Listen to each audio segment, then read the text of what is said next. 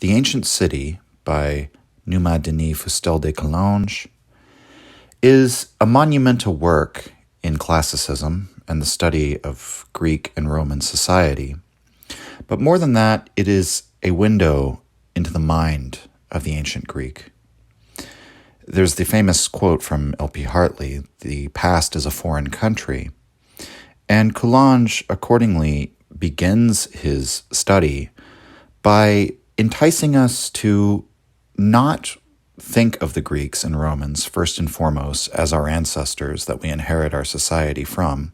Now we do, of course, and we'll see that there are very interesting ways in which the culture or the religious ideas of the Greeks and Romans, which we certainly no longer hold to today, still influence our minds.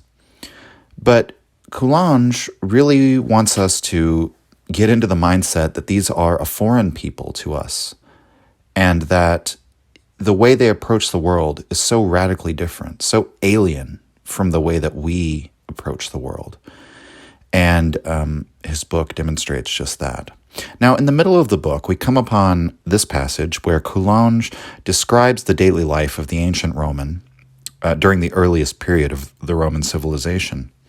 And Coulanges spends a great deal of time building his case as to how it is that we can hypothesize that the Romans did in fact live in this way and hold to these beliefs as he describes them.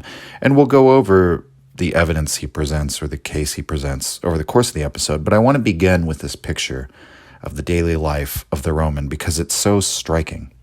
So here is Coulanges, The Ancient City, third book, chapter 16, and I'm quoting here in an abridged form. Quote, "We must inquire what place religion occupied in the life of a Roman. His house was for him what a temple is for us.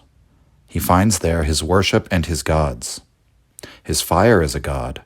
The walls, the doors, the threshold are gods. The boundary marks which surrounded his field are also gods. The tomb is an altar, and his ancestors are divine beings. Each one of his daily actions is a rite. His whole day belongs to his religion. Morning and evening he invokes his fire, his penates, his ancestors. In leaving and entering his house, he addresses a prayer to them. Every meal is a religious act, which he shares with the domestic divinities. Birth, initiation, the taking of the toga, marriage, and the anniversaries of all these events are the solemn acts of his worship. He leaves his house and can hardly take a step without meeting some sacred object, either a chapel or a place formerly struck by lightning or a tomb. Sometimes he must step back and pronounce a prayer. Sometimes he must turn his eyes and cover his face to avoid the sight of some ill-boding object. Every day he sacrifices in his house, every month in his curie, several months a year with his gens or tribe. Above all these gods he must offer worship to those of the city. There are in Rome more gods than citizens. He offers sacrifices to thank the gods. He offers them, and by far the greater number, to appease their wrath. One day he figures in a procession, dancing around to a certain ancient rhythm, to the sound of the sacred flute. Another day he conducts chariots in which lie statues of the divinities. Another time it is a lectisternium. A table is set in a street and loaded with provisions. Upon beds lie statues of the gods, and every Roman passes bowing, with a crown upon his head and a branch of laurel in his hand. He never leaves his house without looking to see if any bird of bad augury appears. There are words which he dares not pronounce for his life. If he experiences some desire, he inscribes his wish upon a tablet which he places at the feet of the statue of a divinity. He steps out of his house always with the right foot first. He has his hair cut only during the full moon. He carries magic amulets upon his person. He covers the walls of his house with magic inscriptions against fire. He does not deliberate in the Senate if the victims have not given favorable signs. He leaves the assembly of the people if he hears the cry of a mouse. He renounces the best laid plans if he perceives a bad presage or if an ill-omened word has struck his ear. He is brave in battle, but on condition that the auspices assure him victory. This Roman whom we present here is not the man of the people, the feeble-minded man whom misery and ignorance have made superstitious. We are speaking of the patrician, the noble, powerful, and rich man. This patrician is by turns warrior, magistrate, consul, farmer, merchant, but everywhere and always he is a priest, and his thoughts are fixed upon the gods. Patriotism, love of glory, and love of gold, whatever power these may have over his soul, the fear of the gods still governs everything. Horace has written the most striking truth concerning the Romans. Diste minorum quod geris imperis. You rule because you bear yourself lower than the gods. End quote. And so if you're used to thinking of the Romans in terms of, gladiatorial arenas and old men debating in togas in the Senate and the military conquests and all that sort of thing, you're thinking probably of the grand style of what is conventionally called imperial Rome, and is quite a different place from the earliest days of Rome. The beliefs that governed the minds of the Romans in the days when their cities were founded, that's what we're going to look at here. And what we find when we look at every indication of that era, because some of the evidence is indirect, but much of it is very persuasive, that the ancient Greeks and the ancient Romans were religious in a way that we can't really understand. This concerns both the fervor of their belief, but also the complexity of their polytheism, which was multi-layered and originally based on principles of uniqueness and difference, such that the gods were very many indeed, as this passage I just read suggests. What we today imagine concerning the beliefs and the lives and the political structures of the ancient Greeks and the ancient Romans is often distorted. It's not uncommon to hear people emphasize that Athens was democratically governed, and thus imply it to be a sort of forerunner of our modern systems of government. And of course, the obvious counterpoint to this is that on closer examination, many of the democratic systems of ancient Greece only involved members of an aristocracy, and even though the form was democratic, often the content was theocratic. Decisions were often made based on how favorable the offerings were during the sacrifices, how the entrails looked as they spilled out, for example. A bad omen in a committee might be immediately disbanded, as the quote by Coulanges discusses above. In many cases, the scope of what could be decided democratically was limited by religious boundaries, such as candidates approved by priests and by means of auguries. And furthermore, we find Athens to be the most democratic among all the Greek city-states, and it's sort of an exceptional example. It's literally the exception. The period of its democratic age also was sort of later in Athenian history, and it was a time of inner dissolution and conflict when democracy reigned. Our engagement with the Greeks, especially when it comes to philosophy, is also overly influenced by the effect of, figures like Socrates and Plato and Aristotle. And these are all wonderful figures to study, and they're certainly exemplars of a particular kind of ancient Greek living during a particular period. But nevertheless, all these figures hail from that later era that arrives after countless centuries of civilization, which was previously governed in a completely different way, and in a way that's so foreign to our modern conceptions of civic life that it's almost impossible for us to understand, and certainly impossible for the modern person to call just or moral. But in the centuries preceding Socrates, and even before the pre-Socratic philosophers, what we find in the history of Greece and Italy is ample evidence, philological, linguistic, anthropological, echoing down to us from a prehistoric age in which the first cities were founded. And oftentimes what Coulanges looks at, as he sort of explains by his method, is sort of those echoes. We don't find much direct textual evidence actually hailing from the period because very little of it survives. But what we find are beliefs and practices that only make sense within a certain religious framework that didn't exist at the time when they were practiced. And so they sort of indicate that these are very old beliefs and practices and rituals that, again, hail from a time when different beliefs obtained in the human mind. In this age, what we find, it believed almost nothing of what we believe today. valued almost nothing in common with what we value today, and governed themselves in a way that we might consider to be, by turns, theocratic, authoritarian, draconian, patriarchal, and in many ways downright bizarre. We're taking this detour from Nietzsche so quickly in the season, and it's not even into a source that is an influence on Nietzsche, at least to my knowledge, as Coulanges, his book is not found anywhere in the library of Nietzsche, and at least the 1,200 or so books that we know for certain that Nietzsche possessed. So the reason why we're going to Coulanges is that we're going to, over the next number of episodes, sort of storm through Nietzsche's ancient Greek influences. This will include a look at Theognis of Megara, at Plato's Republic, Thucydides. And we're not going to stop at the Greek influences. I want to cover quite a few different political philosophers that influenced Nietzsche's thought this season, more so than the previous two seasons, as well as just general, thinkers that would inform one when studying Nietzsche, or books or writers which, in my own judgment, would be useful for the Nietzschean perspective. And this is one of those.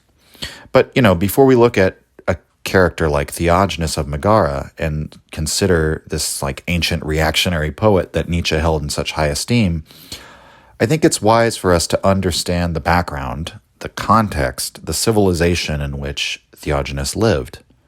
And there's no better work to understand that than The Ancient City by Numa Denis Fustel de Coulanges. In his book, we get a picture of mankind that is emerging from these piecemeal religious beliefs that shape their reality, but was a world of personal, familial, and tribal gods, which were specific to a plot of land or to a region, and they steadily amalgamated in order to eventually form the city, which was not simply a collection of houses that unconsciously grew from a town or, from a village into a town into a city, right?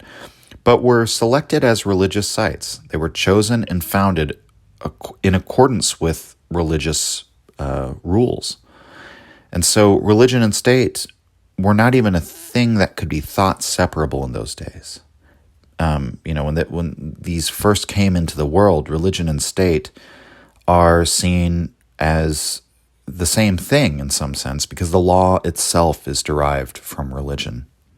The word lex in Latin simply means text, and that sense of the law as something written, known publicly by all, and deriving its power from the suffrage of men, the sense of the law was a newer concept in Rome.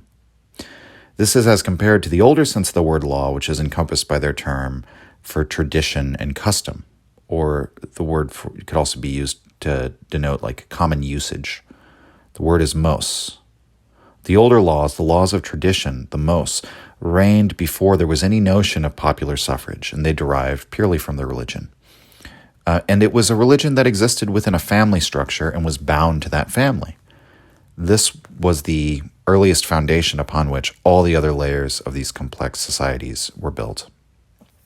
Now, so at the dawn of Greek and Italian civilization, the family's laws were particular to each.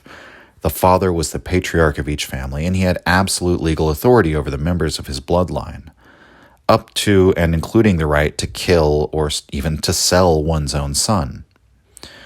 Over time, the families aggregated into extended associations of families known as tribes, and as with the family, the tribe's laws and its gods were particular to the tribe. These laws were, like the laws of one family to another, absolutely secret from all the other tribes. And that's because, as with the law that governed each individual family, the tribe's association was based on a common worship.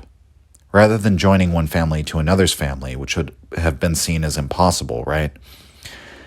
Instead, they form another layer of religious belief, so to speak, on top of the family, which binds each individual family religion to one another. And so all specific sets of laws were kept secret and made fixed and unchangeable by their religious character. They didn't exist for the self-interest of any individual person or even the people in general. But they were conceived of as being handed down from deities, only to their worshipers. The concept that we value today, individual liberty, or the concept of private property, these were entirely unknown. Other conventions which seem normal to us, such as the idea of leaving a will in which the deceased person divides up their wealth, was an impossible concept for the ancients to grasp. The notions of human rights or the equality of mankind would have also been quite impossible for them to grasp.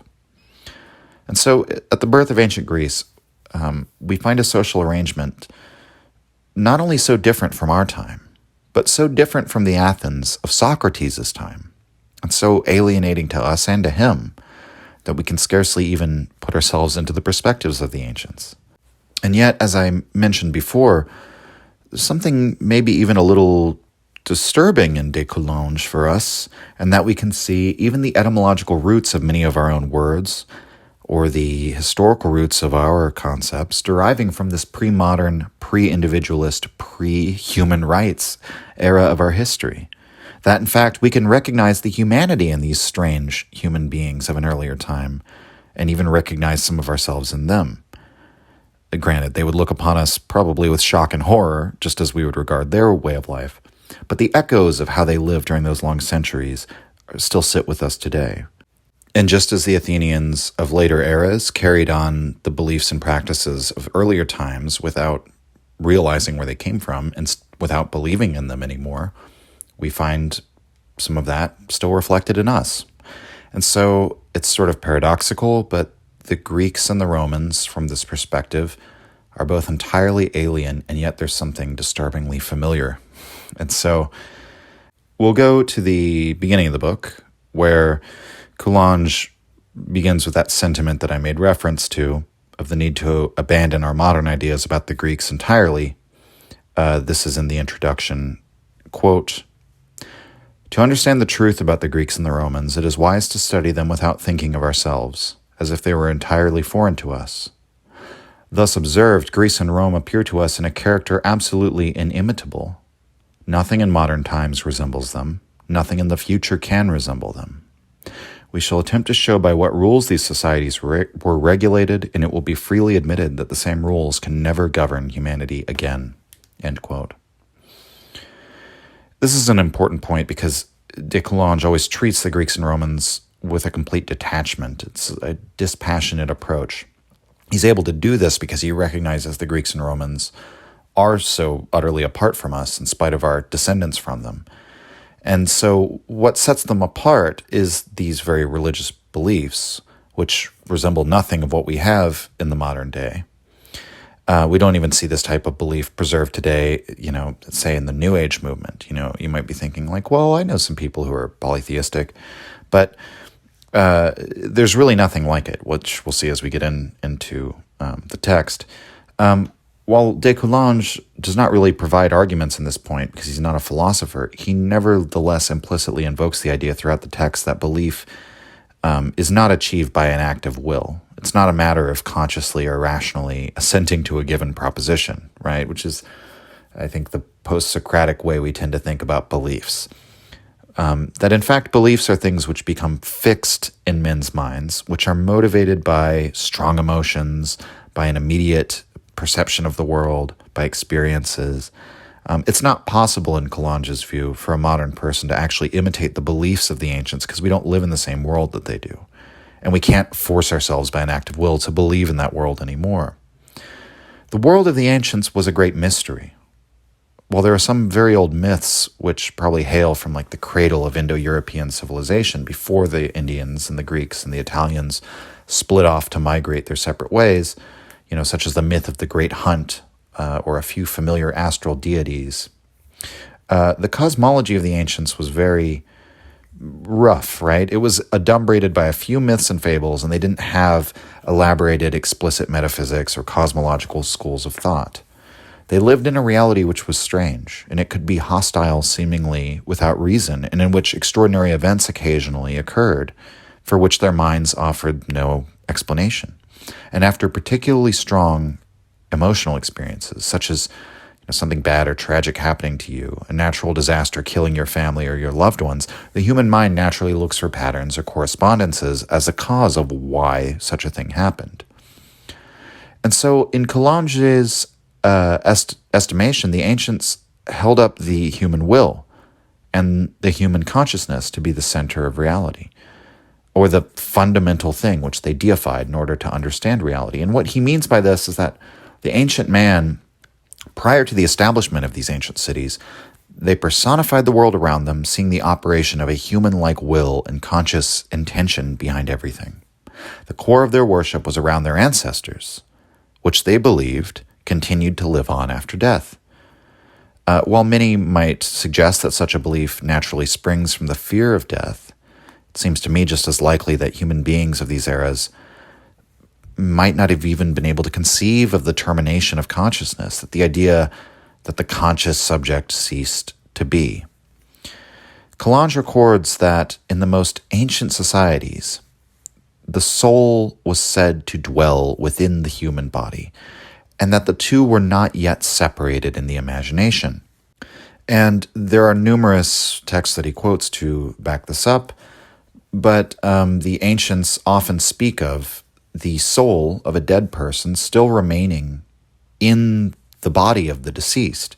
The soul was inhabiting the living body one moment, that same soul must be in there the next moment, even if the body has ceased moving and died. And so the most distant beliefs of our ancestral past, common to the Greeks, the Italians, and the Indians, was that the dead went on to live new lives underground. Now, was this like a metaphorical underground or like in another dimension, right? Was the term underground merely a symbol? No, this was a physical space. Was this the vast underground world of Tartarus and the Elysian fields and Hades that was sort of later elaborated by Greek myths? No, even that concept was not yet fully formed.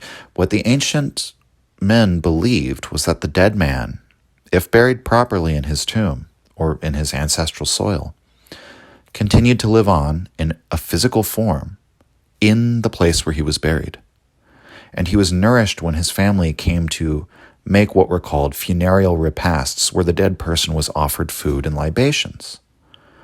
And he notes that one of the things that we still say that families would wish for their dead ancestors, their dead relatives, is we say rest in peace. And we put that on the headstone where the body is buried, that they are in some sense resting in the earth, the place where they're buried. Now, as with today, no one believes that anymore, right? And yet we still have that convention of saying that. Why? Well, if we go farther and farther back, Coulanges makes the case, people did actually believe that at a certain point. And that even in later antiquity, when there were elaborated ideas of the underworld or of reincarnation, that they still imagined that by providing food and libations, basically pouring out wine and, sacrificing a sheep or goat and giving some of its burned flesh to the dead ancestor, that with these things they could be at peace. They would have a restful and happy afterlife. Now, I think Coulanges is correct in that the sum total of these beliefs will never be practiced or held ever again, and that the absolutely physical and literal nature of these assertions is really like nothing we have in modern religiosity. But nevertheless, we might recognize that during the Festival of Hungry Ghosts in China, we have a similar notion, that the spirits of the dead are actually nourished by offerings left by the family, that it's up to one's own family to take care of the spirits of their ancestors and provide for them through this sort of sacrifice to them, and also the Day of the Dead ceremony in Mexico. And it's worth noting that Mexico, China, and you could say the civilizations that sprang from, the Indo-Europeans, which are, basically come out of Central Asia, where we have like the Fertile Crescent and, all the earliest empires. Those are the three places where writing was created and from which basically all subsequent civilizations are descended, right? Coulanges doesn't talk about China and Mexico, but I just thought it was interesting because it immediately came to my mind when I was reading this, like, people still seem to practice that today, right?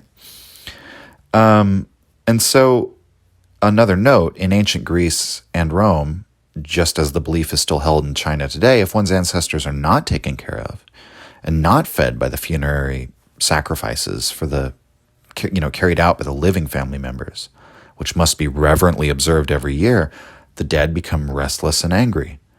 And they become an angry ghost that sort of curses the place where they were buried. And the wrath of the malnourished and wandering dead is thought to actually harm the living in the physical world. What we might notice about these beliefs is that by continuing to share meals with the dead, what amounts to, in practical terms, a sacrifice of some portion of one's available food or wealth for the sake of those who have passed, and by continuing to pay these respects, one treats one's ancestors as though they're still living, and thus ensures that they themselves will go on living after death as well, right? By modeling this reverence for the dead for their own children. And we might imagine that after hundreds or thousands of generations of this primitive belief, and the need to feed and nourish and pay religious respects to one's dead ancestors, one would begin to feel that the immense number of old spirits gathered around the family tomb would greatly outnumber their living family by orders of magnitude, and that the importance and the responsibility of caring for them would press itself very greatly into the minds of the living. And the farther removed in time from the legendary founder of the family, right, the more mysterious and powerful such an ancestral figure would then appear. And the result is that one's ancestors in India and Greece and Rome became regarded as gods. The terms for these gods are many.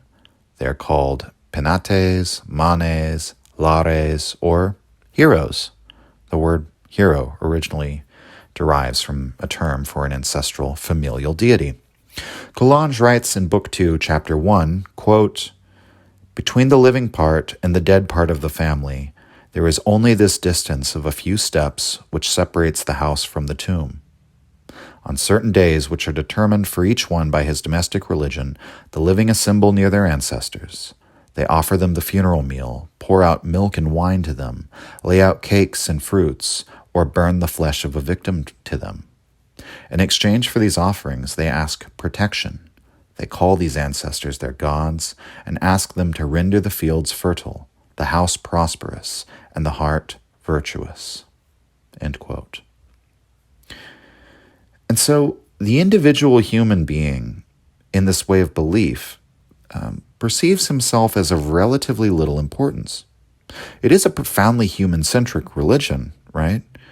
But the individual is the mere custodian of the ancestral lands of his family. And so we see, on the one hand, an absolutely inviolate system of private property insofar as every family's property and lands in, for example, ancient Greece, was absolutely their own. And before the foundation of the city-states, there was no higher power over, the individual family over their own land or their own family members, their own domain. And why was this? It was because of their religion. The family in the earliest days was a religious construction, sort of as we've mentioned. And why was it so? Well, because the family was formed of those who shared in a common worship, right? They're all descended from the same dead ancestors who, over time, have become gods. And so that sort of binds them together in this duty to take proper care of their dead ancestors, these gods. They demand sacrifices lest they visit their wrath upon the family. The high priest of this family religion was the pater in Latin, or father, who was the absolute ruler of the members of his household. He was the highest judge, and against the father's dictates, there's no one to appeal. This is, in effect, a high priesthood of the eldest born son, always inheriting the totality of the household, all its members, all its lands, property, and slaves. This is called primogeniture. The firstborn son gets all of the property undivided, and his brothers are subordinate to him. It's based on the idea of the male as the generative force in reproduction. The woman was seen simply to carry the child that the male created, and so the family line comes down through the male exclusively. His lands are then marked off by religious boundaries. And while these families lived in proximity to one another, especially once they began to form associations, which in Greece were called fratri or in Rome called curies, each family dared not violate his neighbor's land. Why? Well, because the neighbor's gods would curse a stranger who did so. And if he violated the land of his neighbor, that could be the cause for violence or retribution in order to, appease the wrath of their own gods. And in fact, there couldn't even be a shared boundary between familial lands. The outer boundaries, the termini, as they were called in Latin, these could not touch. You can't have a party wall, right? These boundaries are reinforced by religious ceremony, and they're marked, as in all these religious ceremonies, by sacrifices, often the immolation of victims, as we've said, sheep and goats, and the burned flesh should be shared by all those in attendance, with some portion always offered to the gods. But this was not, as you may have gathered, a sort of libertarian paradise, in spite of the absolute religious inviolability of private property. And that's because, as we've said, individual liberty and individual property rights are unknown, and in fact would have posed a threat to the religious piety that kept the family gods nourished and taken care of, and kept their tombs sacred and safe from any defiler. The presence of anyone outside of the cult, which is to say outside of the family, was said to defile the dwelling place of one's gods. And since the father of the household, the patriarch, owned everything and everyone in his respective family, most of the members of the house were, even though there was a distinction between slaves and other members of the family, they were effectively basically his slaves.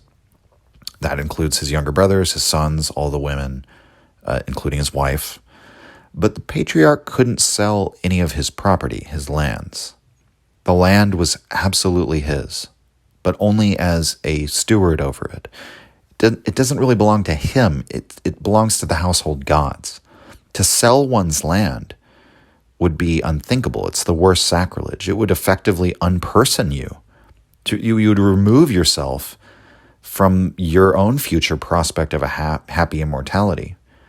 And you would only, you'd live on as a hungry, angry ghost, right? A distressed entity in the afterlife. And so no, the household and all the lands couldn't be sold or divided in any way. Coulanges writes in the chapter The Right of Property in Book 2, and I'm abridging where I see fit, quote, "The nations of Greece and Italy from the earliest antiquity always held to the idea of private property. We do not find an age when the soil was common among them, nor do we find anything that resembles the annual allotment of land which was in vogue among the Germans. And here we note a remarkable fact. While the races that do not accord to the individual a property in the soil allow him at least a right to the fruits of his labor, that is to say the harvest, precisely the contrary custom prevailed among the Greeks.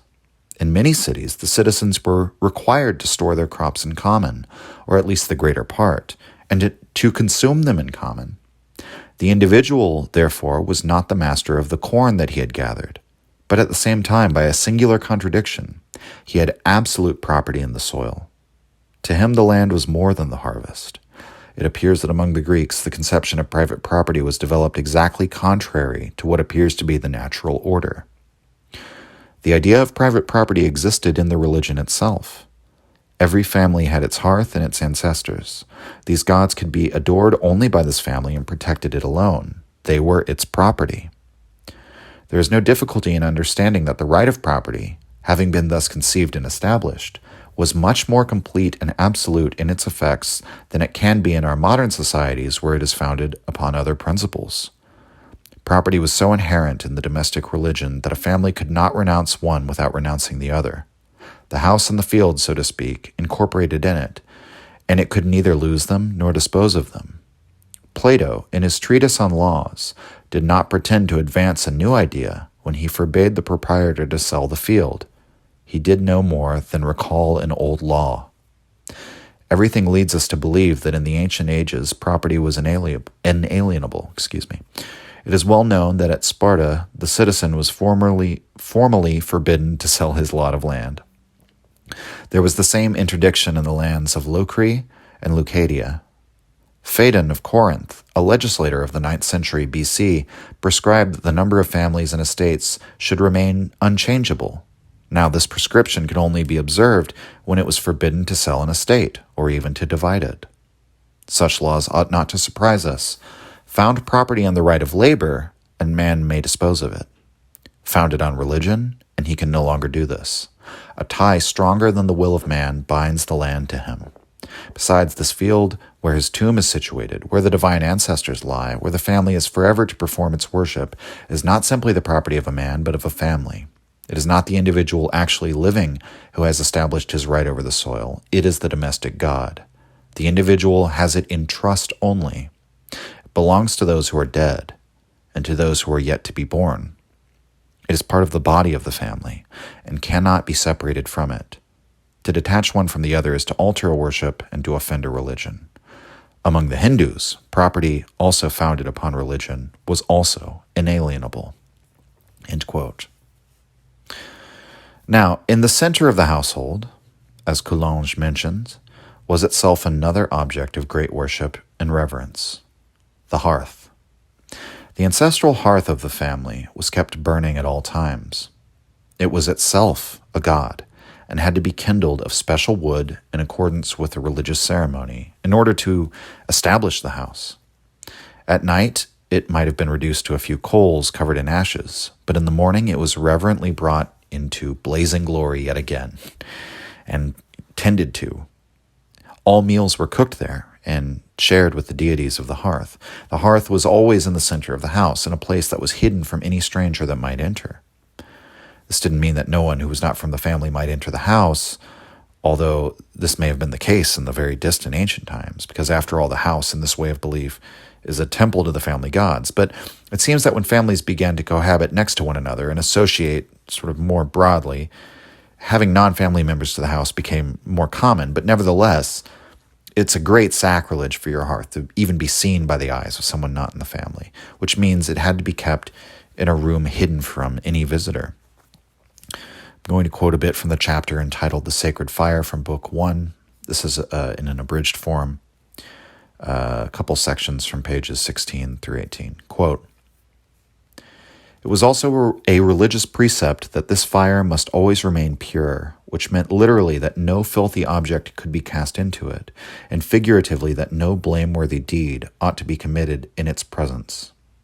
There was one day in the year, among the Romans it was the 1st of March, when it was the duty of every family to put out its sacred fire and light another immediately.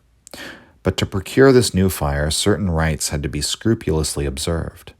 Especially must they avoid using flint and steel for this purpose. The only process allowed were to concentrate the solar rays into a focus or to rub together rapidly 2 pieces of wood of a given sort. They saw in the fire a beneficent god who maintained the life of man, a rich god who nourished him with gifts, a powerful god who protected his house and family. In the presence of danger, they sought refuge near this fire. When the palace of Priam is destroyed, Hecuba draws the old man near the hearth. 'Thy arms cannot protect thee,' she says, 'but this altar will protect us all.' See Alcestis, who is about to die, giving her life to save her husband. She approaches the fire and evokes it in these terms. 'O divinity, mistress of this house, for the last time I fall before thee and address thee my prayers, for I am going to descend among the dead. Watch over my children who will have no mother. Give to my boy a tender wife, and to my girl a noble husband. Let them not, like me, die before their time, but let them enjoy a long life in the midst of happiness.'" The worship of the sacred fire did not belong exclusively to the populations of Greece and Italy. We find it in the East. The laws of Manu, as have come to us, show the religion of Brahma completely established, and even verging toward its decline, but they have preserved vestiges and remains of a religion still more ancient, that of the sacred fire, which the worship of Brahma had reduced to a secondary rank but could not destroy. The Brahmin has his fire to keep up night and day. Every morning and every evening he feeds it with wood, but as with the Greeks, it must be wood of certain trees.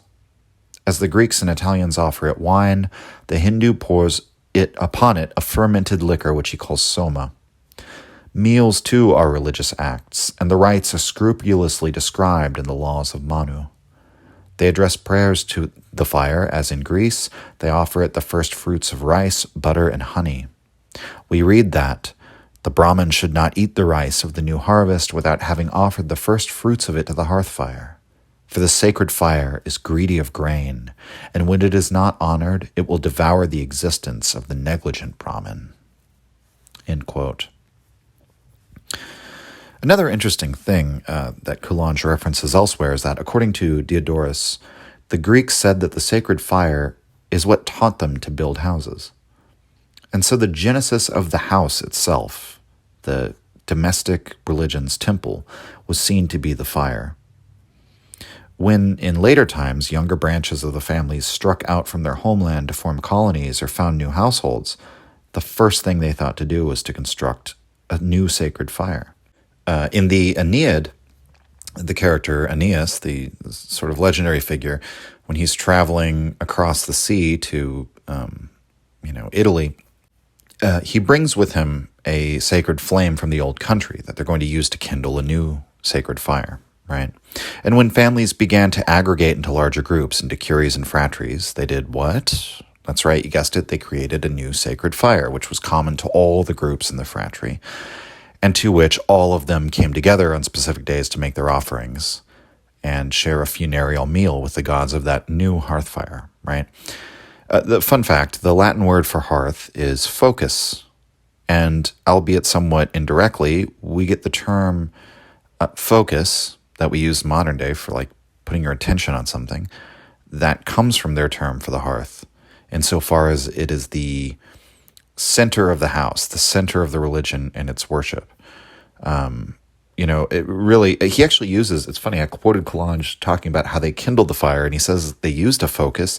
Well, that's like using a magnifying glass, to start, how kids use that to start a fire by reflecting the light in a concentrated point, right? They basically got the term for focusing light in that way from the term for a hearth in the center of the house.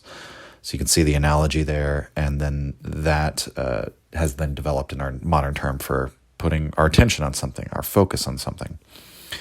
And so the focus, it's the fire burning in the center of the ancestral temple. That's the focus of their spirituality also. It's where the attention goes.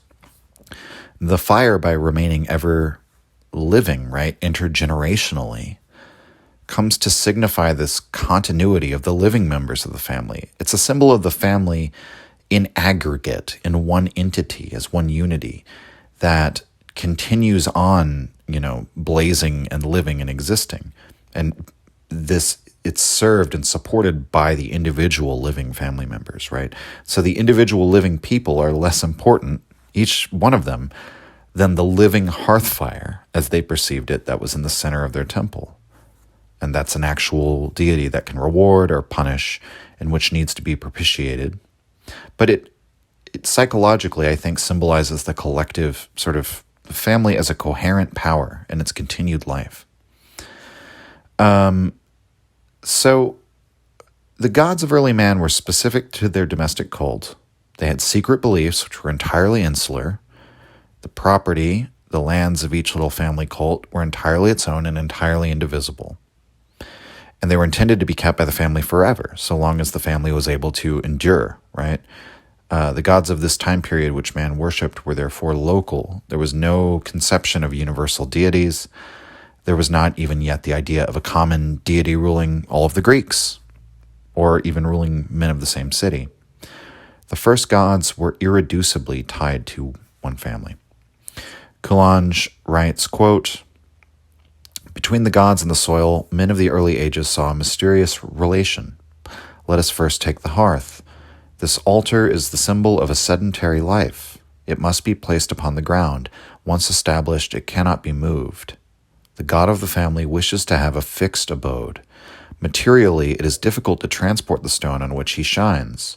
Religiously, this is more difficult still, and is permitted only to the man when necessity presses him, when an enemy is pursuing him, or when the soil cannot support him.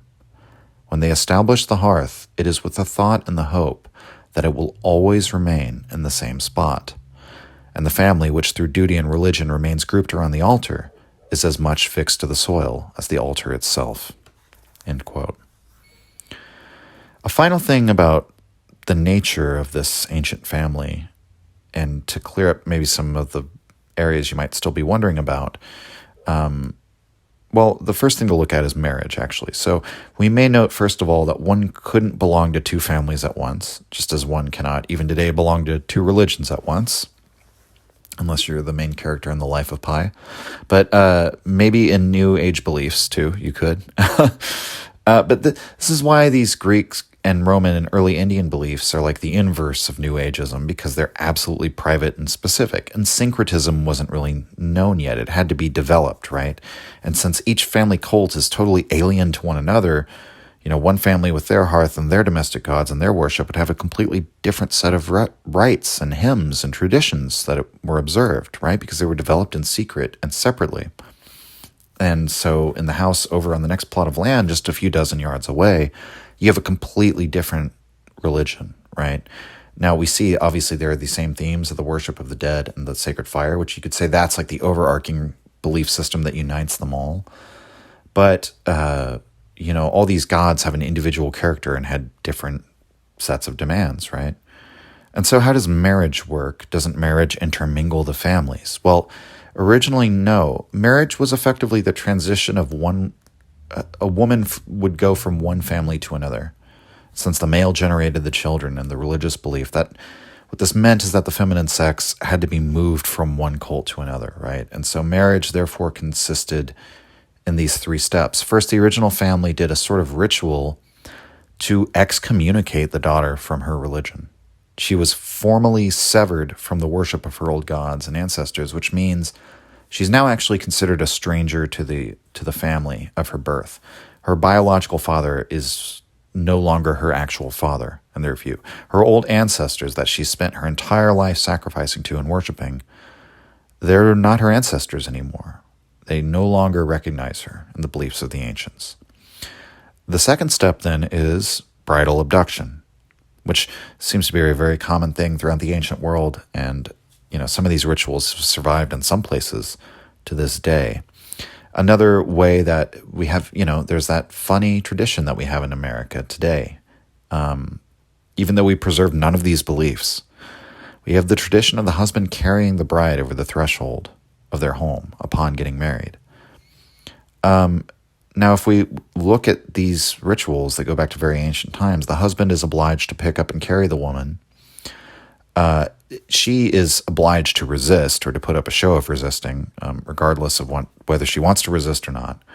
But she's obliged to. And the husband then carries her into the house, not letting her feet touch the floor or the threshold, and brings her before the sacred fire. Then the third and final step begins. The woman is inducted into the religion of her husband. He becomes, for all intents and purposes, her father as well as her husband, which is a little disturbing. But his ancestors then literally become her ancestors. They are now her gods, and she, in some mystical sense, now shares in the bloodline that she has just married into. She has to forget all of the prayers and rites she used to practice, and her new husband will now instruct her in how to worship new gods. She now tends the hearth of a completely different religion. And the families remain entirely separate and indivisible in their bloodline then, we might notice, at least in their own conception of what all these things mean. So then you might wonder about multiple branches of the family. Primogeniture was established as a religious norm for many centuries in which the family was maintained, and all the younger siblings sort of remained as part of that same family, but subordinate to the eldest born of each generation, right? Who was then regarded as their father after their natural father passes away. But we might think okay, so let's say that, there's a man who has 4 sons, and so the firstborn son becomes the head of the house, but then he has 3 brothers, and then all of them get married, and then they have kids, right? And so, let's say they all have, we're just using easy numbers for a thought experiment, but let's say they all have 4 kids, right? So then you have a generation of 16 people, and which only one of those is set to inherit. And then you've got to think we've just created 3 whole branches of ancestry now that are creating people all bound to the same plot of land, which might be very limited in the number of people that it can support. And so over time, the youngest branches did spin off to create their own families, and sometimes they would just create their own new hearth. But the idea of the indivisible family was originally so fixed in their minds that we find in the early Roman history the idea of the gens. The gens was a sort of extended kin group, and some historians, back in the day, they speculated that the gens was simply an association between families, sort of like a phratry or a curie or a tribe, in which the constituent families took the same name as a sort of formality. But Coulanges staunchly rejects this, and his evidence for this rejection is that, sharing the same name, these Roman families would also have gathered together on specific days to a common ancestral tomb or fire in which they would worship together, indicating that, although at this already very late date in the lifespan of the type of religion we're kind of describing here, like the familial religions of the ancients, this idea of the indivisible family still lingered and compelled them to acknowledge that even though their bloodlines had become so large that it had necessitated branching into multiple households, nevertheless, they all came from the same parent family, the same ancestral religion, and they were still bound by this religion and its duties to some extent. Now, over time, Coulanges describes that men began to found cities and further aggregate together, and religious and social cultural ideas began to develop, and we begin to see the abandonment of primogeniture very early. And we start to see the ability for patriarchs to do things like leave a will in which he sets the inheritance of what each son shall be. Coulanges points out an unusual quirk, for example, in the laws of Manu, in which we see the ancient law and the more recent laws like side by side with one another in the same passage in total contradiction, and yet with no attempt made to reconcile this contradiction, right? So the author of the laws of Manu tells us by turns that first, the property of a family must remain entirely indivisible and given only to the oldest son, but then that also a just father will allot some property to the younger sons, while giving at least half of it to his oldest, although nothing to the daughters. And then he finally goes on to say further in the text that a kind father will probably leave some property for his daughters too. And so each one is incompatible with one another, right? And these types of contradictions, it's like religious beliefs emerged in a series of layers on layers on layers on sort of the cultural consciousness of ancient man. And oftentimes harmonizing the contradiction it's not only like impossible, it's inconceivable, because it's the uncompromising demand of a deity, right? If you receive the dictate of a god and then you receive a contradictory dictate from another god, what are you, a mortal, to do but to obey and follow both of them, right? You have to follow the commands of the gods. So what these contradictions eventually start to do, though, is push ancient man to begin to innovate and modify his beliefs. And this process goes on for a long time, in which absolutely private and specific worships of family-specific deities are overlaid with the worship of deities that belong to entire phratries or to entire tribes. Coulanges explains this process at the beginning of Book 3, page 94, quote, "The domestic religion forbade two families to mingle and unite, but it was possible for several families, without sacrificing anything of their special religions, to join, at least for the celebration of another worship, which might have been common to all of them. And this is what happened. A certain number of families formed a group called in the Greek language a fratria and in the Latin a curia. Did there exist a tie of birth between the families of the same group? This cannot be affirmed. It is clear, however, that this new association was not formed without a certain enlargement of the religious ideas. Even at the moment when they united, these families conceived the idea of a divinity superior to that of the household, one who was common to all, and who watched over the entire group. They raised an altar to him, lighted a sacred fire, and founded a worship." End quote. This was a worship sealed, as we've mentioned, by a common ritual of shared feasting and a common repast for the gods, an offering they all made in common, right? A sacrifice they're all sharing in common. Further down the page, Coulanges writes, quote, "These religious repasts of the Curie lasted a long time at Rome. Cicero mentions them, and Ovid describes them. In the time of Augustus, they had still preserved their antique forms. I have seen in those sacred dwellings, says a historian of the epoch, the repast displayed before the god. The tables were of wood, according to ancestral usage, and the dishes were of earthenware. The food was loaves, cakes of fine flour, and fruits. I saw the libations poured out. They did not fall from gold or silver cups, but from vessels of clay. And I admired the men of our day, who remained so faithful to the rites and customs of their fathers." End quote. By the time of Augustus, when this person's writing, there are levels of deity, that we might call them, that are well superior to the gods of a curia or a fratria.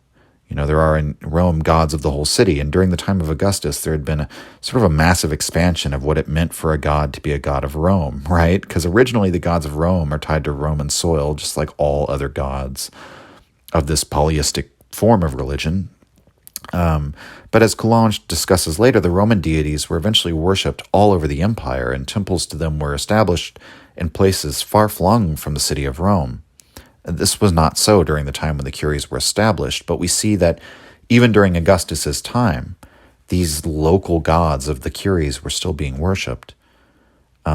This is not so far from the time when Christianity is founded, by the way, and people are still pouring out libations to gods sort of hailing from this time before recorded history, which only belong to people of certain bloodlines and must be worshipped in the same way they were worshipped long before Rome was founded, with the food and drink in earthenware cups and bowls, because those were the type of wares used to transport the repasts of past ages. This is something else about this religion before we move on, just to make it very clear that every single religious formulation of a given ritual or a set of syllables one's supposed to utter, or the type of material used, right, whatever it is, it had to be maintained exactly as it was, because again, it's not in your heart what matters, or your intentions, or like anything like that we might think of in modern religion. The idea was that this specific set of sounds and syllables is what made the god respond before, right? We said this right, and then we've had a major military victory. Therefore, the words that we said and exactly the way we said them must be what propitiated the gods, right? And so the prayer has to be repeated then with those exact same sounds, even as the language changes. And so what we find is people are repeating hymns and prayers in later eras whose meaning has become entirely unknown to them, for which the syllables mean nothing in the language anymore, because the language has entirely moved on. Or as this historian records, we're not going to use modern implements or wares. And so oftentimes in all these points, the religion could not be changed, even by the reigning high priest, the father of the religion, on pain of death, because to do so would be to threaten the lives and the continued existence of the family. Or if you're the high priest of a curia, it would threaten all the families under him by making the gods possibly abandon them. And so the rituals had to be continued exactly as they were. Coulanges continues in the same chapter, quote, "The association naturally continued to increase, and after the same fashion, several phratries or curies joined together and formed a tribe. This new circle also had its religion. In each tribe there was an altar and a protecting deity. The god of the tribe was generally of the same nature as that of the phratry, or that of the family. It was a man deified, a hero. From him the tribe took its name. The Greeks called him the eponymous hero. He had his annual festal day. The principal part of the religious ceremony was a repast, of which the entire tribe partook. The tribe, like the phratry, held assemblies and passed decrees to which all the members were obliged to submit. It had a chief. From what remains to us of the tribe, we see that originally it was constituted to be an independent society, and as if there had been no other social power above it." End quote. So what we have here is sort of a emerging federated system of absolute dictatorships, structured as theocratic and monarchical and dogmatic institutions, right? It's quite literally dogma. The lowest level is the family, the absolute dictator of which is the father, whose power is founded on the basis of his status as high priest and charged with the care of the religion.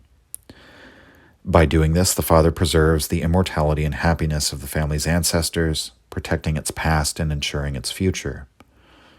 In matters that concerned just the individual families, the father remained the absolute ruler.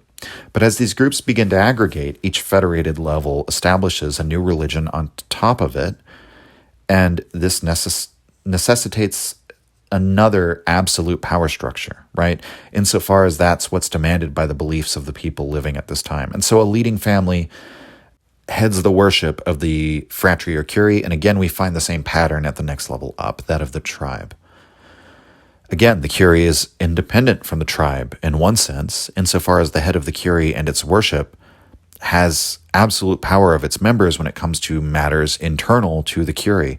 But when it comes to governing the entire tribe, the highest level is established, to be the tribal chief, right? The tribe has its own worship and its chief, which is also, the high priest. And so the tribe comes to be the absolute power, but it maintains beneath it all of these absolutely separate religions, the separate religions of the different curies who don't aggregate themselves together, right? They simply federate.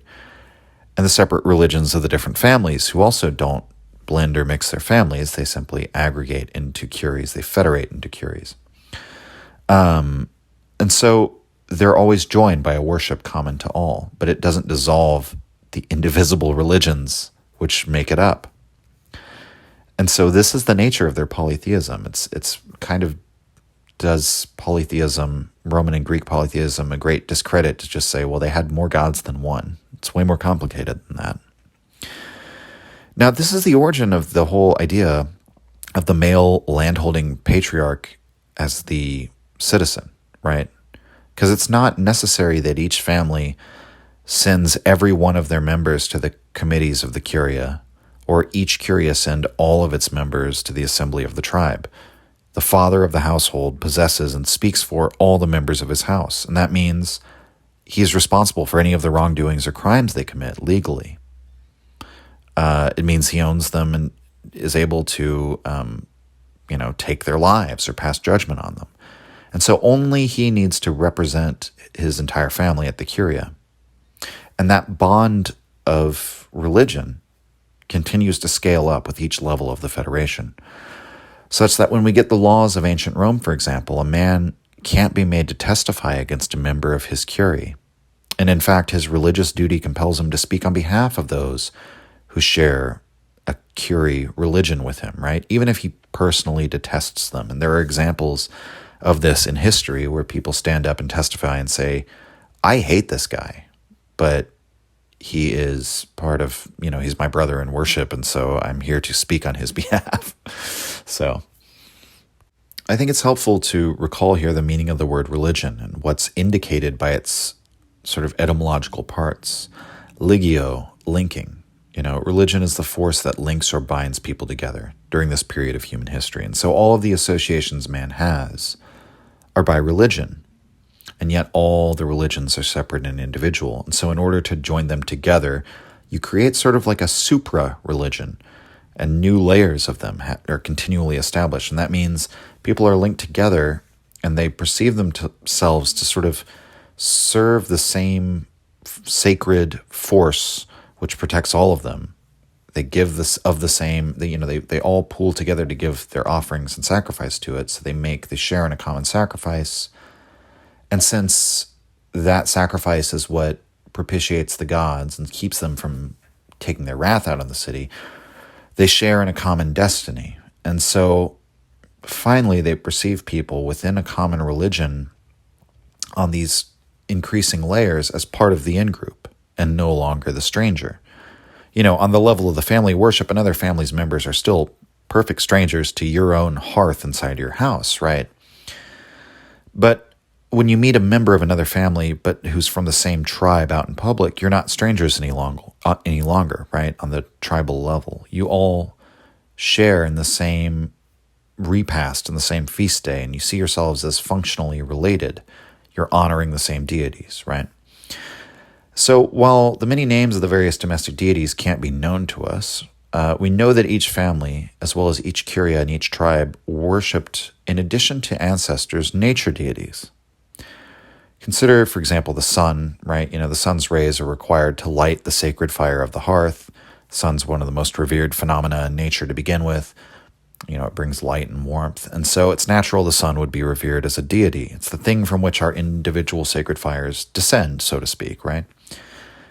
Did man perceive that his family's, sun deity was the same as another family's sun deity? One family establishes a worship to a solar god. Another family just down the road also has a worship of a solar god. But are they actually worshiping the same deity? Or what would they have considered themselves to be worshiping the same deity? According to Coulanges, no, they didn't.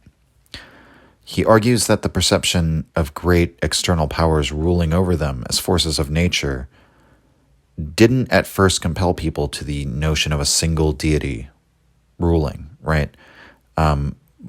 Because we didn't as yet have a concept of the universe or of reality as such, right?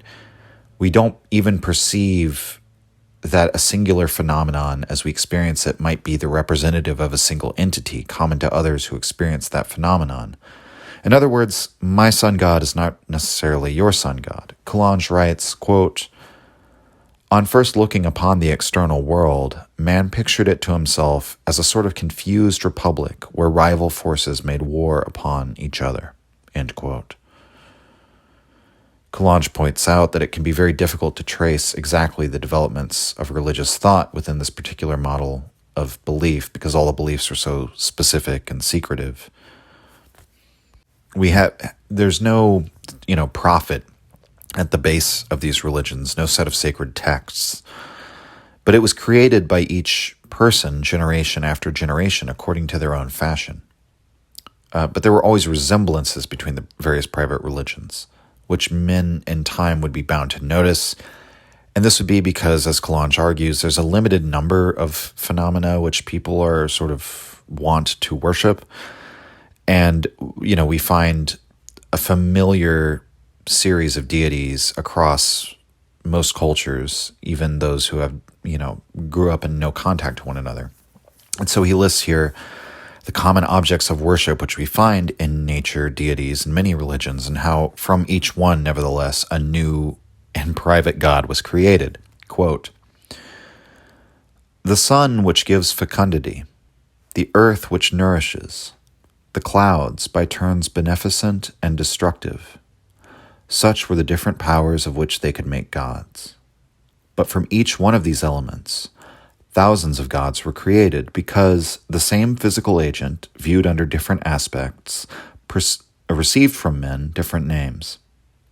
The sun, for example, was called in one place Hercules, the glorious, in another Phoebus, the shining, and still again Apollo, he who drives away night or evil.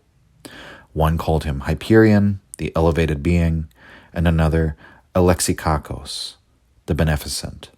And in the course of time, groups of men who had given these various names to the brilliant luminary no longer saw that they had the same god.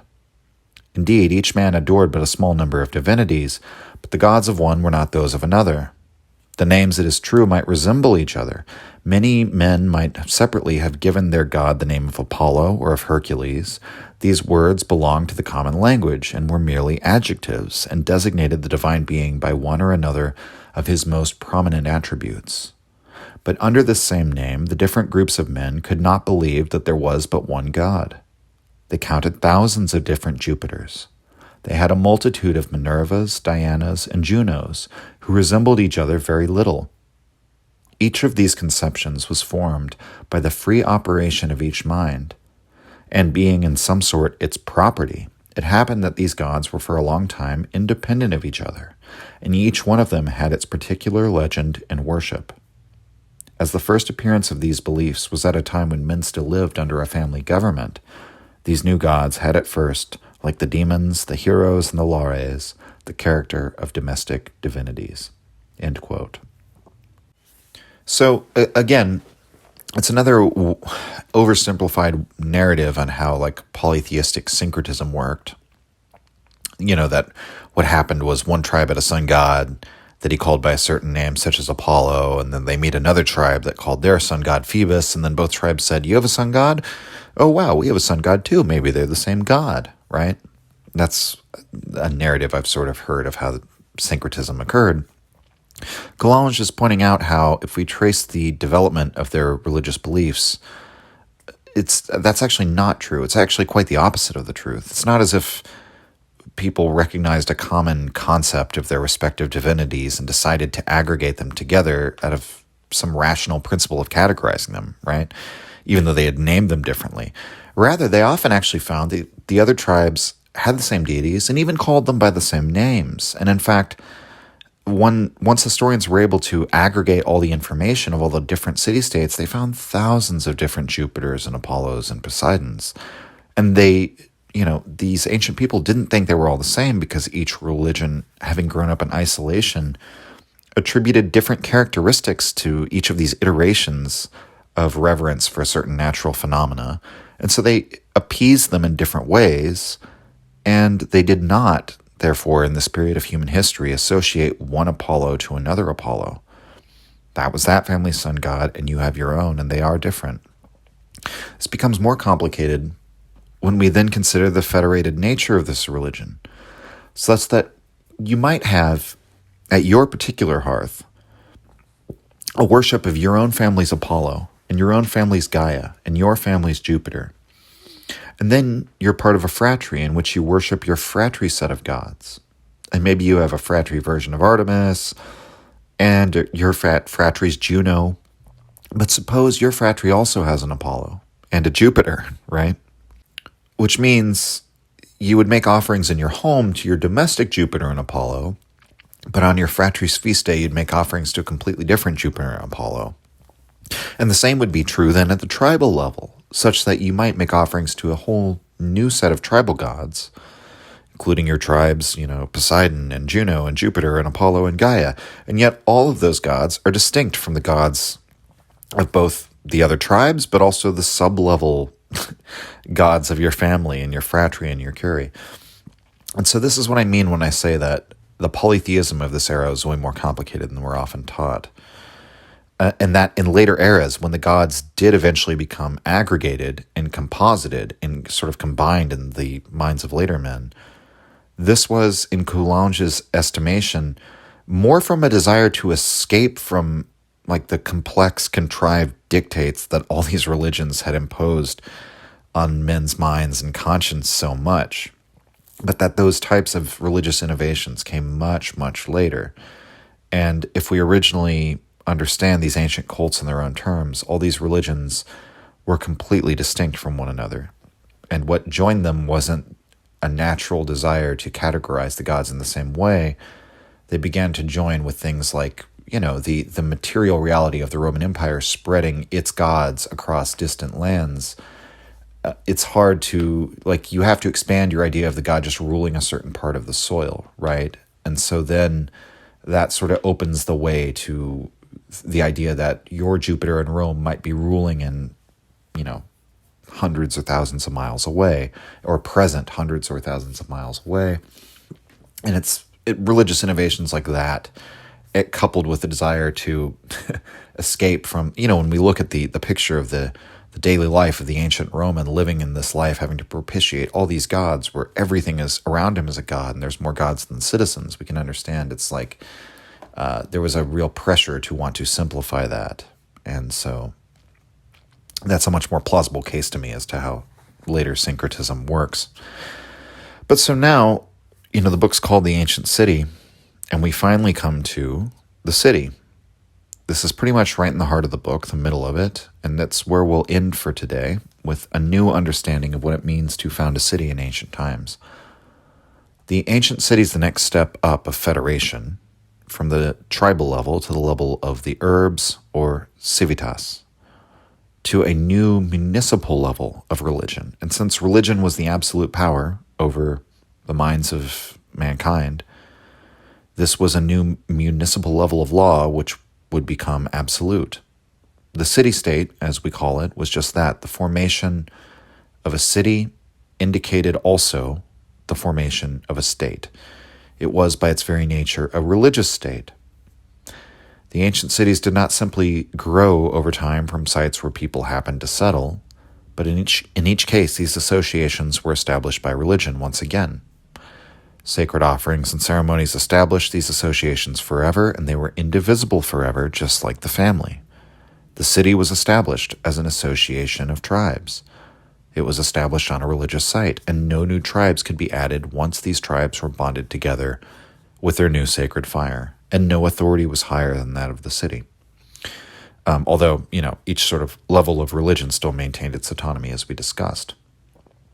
And so Coulanges writes, quote, "Thus human society in this race did not enlarge like a circle, which increases on all sides, gaining little by little.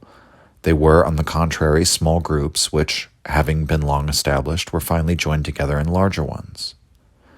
We must also remark that when the different groups became thus associated, none of them lost its individuality or its independence." End quote.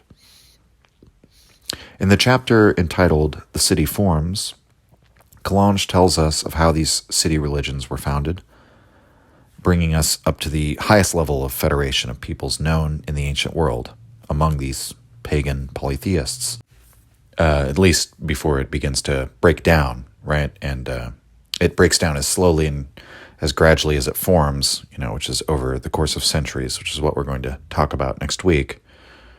But what happens is first, you have the idea of separating public life from religion, then sort of the emergence of Greek philosophy and new ideas about religion and new ideas about what laws should govern men, and then Roman syncretism and imperialism, right? All of these begin to dissolve it until it definitively dies with the rise of Christianity.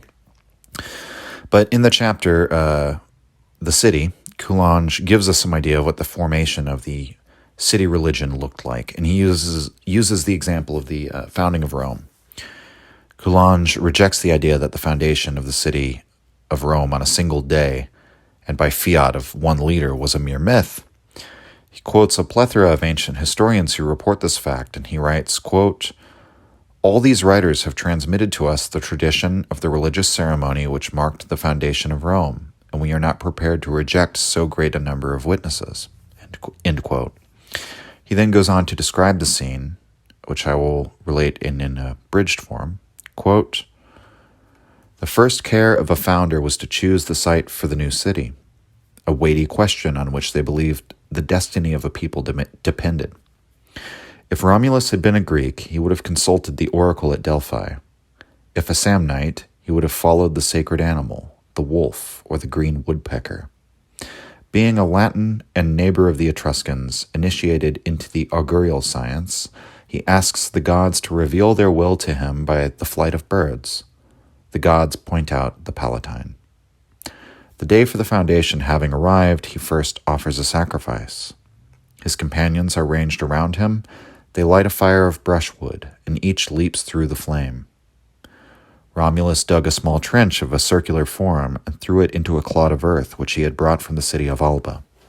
Then each of his companions, approaching by turns, following his example, threw in a little earth, which he had brought from the country from which he had come. This rite is remarkable and reveals to us a notion of the ancients to which we must call attention. Before coming to the Palatine, they had lived in Alba or some other neighboring city. There was their sacred fire. There their fathers had lived and been buried. Now their religion forbade them to quit the land where the hearth had been established and where their divine ancestors reposed. It was necessary then, in order to be free from all impiety, that each of these men should employ a fiction, and that he should carry with him, under the symbol of the clod of earth, the sacred soil where his ancestors were buried and to which their manes were attached. These souls, reunited there, required a perpetual worship and kept guard over their descendants.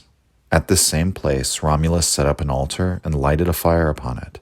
This was the holy fire of the city. Around this hearth rose the city, as the house rises around the domestic hearth. Romulus traces a furrow which marked the enclosure. Here, too, the smallest details were fixed by the ritual. The founder made use of a copper plowshare. His plow was drawn by a white bull and a white cow. Romulus, with his head veiled and in priestly robes, himself held the handle of the plow and directed it, while chanting prayers. His companions followed him, observing a religious silence. As the plow turned up clods of earth, they carefully threw them within the enclosure, that no particle of this sacred earth should be on the sight of the stranger. This enclosure, traced by religion, was inviolable. Neither stranger nor citizen had the right to cross over it. But in order that men might enter or leave the city, the furrow was interrupted in certain places. To accomplish this, Romulus raised the plow and carried it over. These intervals were called portae. These were the gates of the city. Such, according to the multitude of ancient witnesses, was the ceremony of the foundation of Rome. if it is asked how this information was preserved down to the writers who have it transmitted to us, the answer is that the ceremony was recalled to the memory of the people every year by an anniversary festival, which they called the birthday of Rome.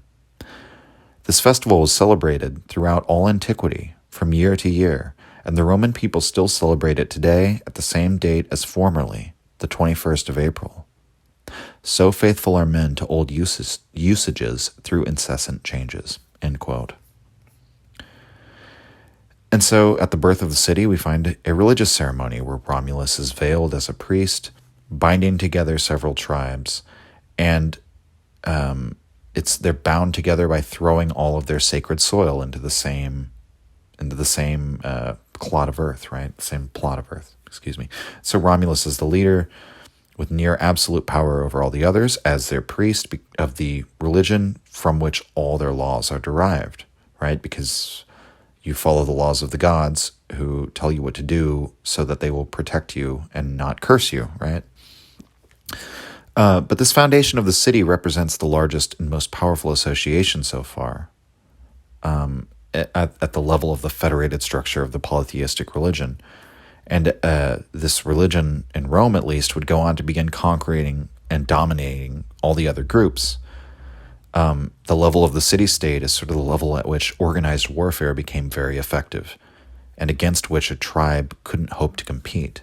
And so the absolute power of the city-state was driven by external pressures and the need for military organization. All of its dictates went unchallenged, since man needed above all the protection and power of their city's gods. In this founding of Rome, what do we have? We have an association of a bunch of people who feel that their religion has sanctified their bloodline.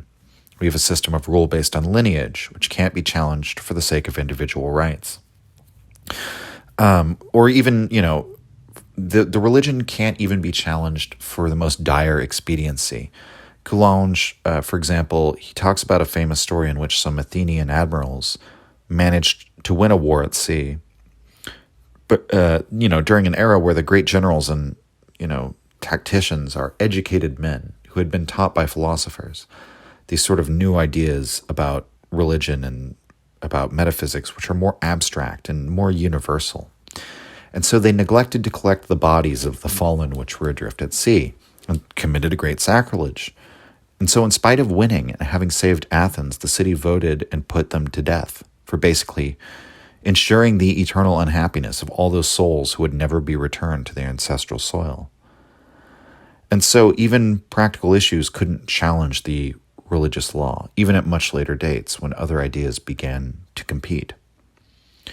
And so what effect would all this have in the course of Roman history? If the city itself is an aristocracy where only the heads of these original families are considered citizens, where only they can own property, and all other men who became disenfranchised or emancipated for whatever reason, or don't have a family or don't have lands, they don't qualify as citizens, and in fact, they don't even really qualify as people, right?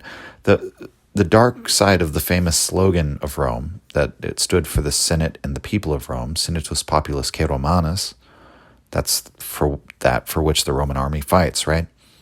It refers not to the people as we would think of the people today, but rather only to these families, which were bound by the sacred rights.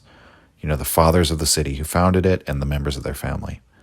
They were legitimate because of their religion, because they had powerful gods on their side, which had allied together, the gods allied together to preserve their city. Everyone else was of no consequence because they're not part of their religion. They're someone to whom the people of Rome have no obligation. And so the public life wasn't conceived of for the benefit of the many or for all men. You couldn't join once the tribes had associated into the city, right?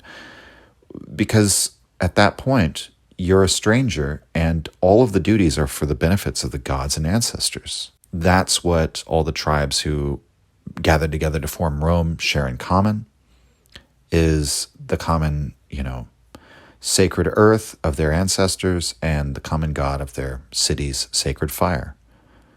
This system of law empowered the few and could not be challenged without great impiety. And so what effect would this have in the long term? That's what we're going to talk about next week, as to how these beliefs, fundamental to the creation of the ancient city, determined its course and how in the passage of time, it was that great disenfranchised mass, the people without family, or like without a familial religion in ancestral lands, right? Who would attack and eventually break down this old order, which of course they would, because this order didn't serve them at all. It was in fact hostile to them in every way.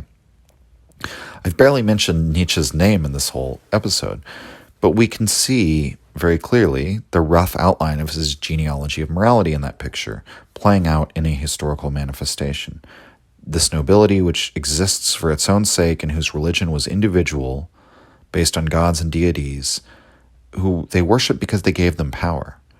These people ruled and lorded it over the mass of common men who didn't have these things. And it wasn't out of, spite towards them. They didn't, from all accounts, even care about these disenfranchised masses at all. The people who lived outside the city gathered around it, as Diogenes says, like wild deer, right? But from being excluded from the rights and privileges and powers of citizenship, those same masses grow increasingly hostile. And this conflict, known in Rome as the conflict of the orders, would over time completely uproot these old religious ideas. And so next week, that's what we're going to discuss, the end. We see the birth, a little bit of the early life of this system, and then next week will be, its further development and how it broke down. Above all, what I think is maybe the important thing to meditate on as the takeaway from this week really relates back to the quotation, the sentiment that Coulanges expresses at the very beginning, that this system of life is completely inimitable today because it's based on beliefs that we simply don't hold anymore. But seeing those beliefs, those religious beliefs, as something from which the political order flows forth from, the idea that this, religious or mythological basis, this ritualized existence, this existence where people see themselves as this sort of simply a custodian of like this family entity which transcends any one individual. This is what creates a whole social order out of itself, right? It's the belief where it all starts. And all right. I think that's all for this week. So with that, signing off.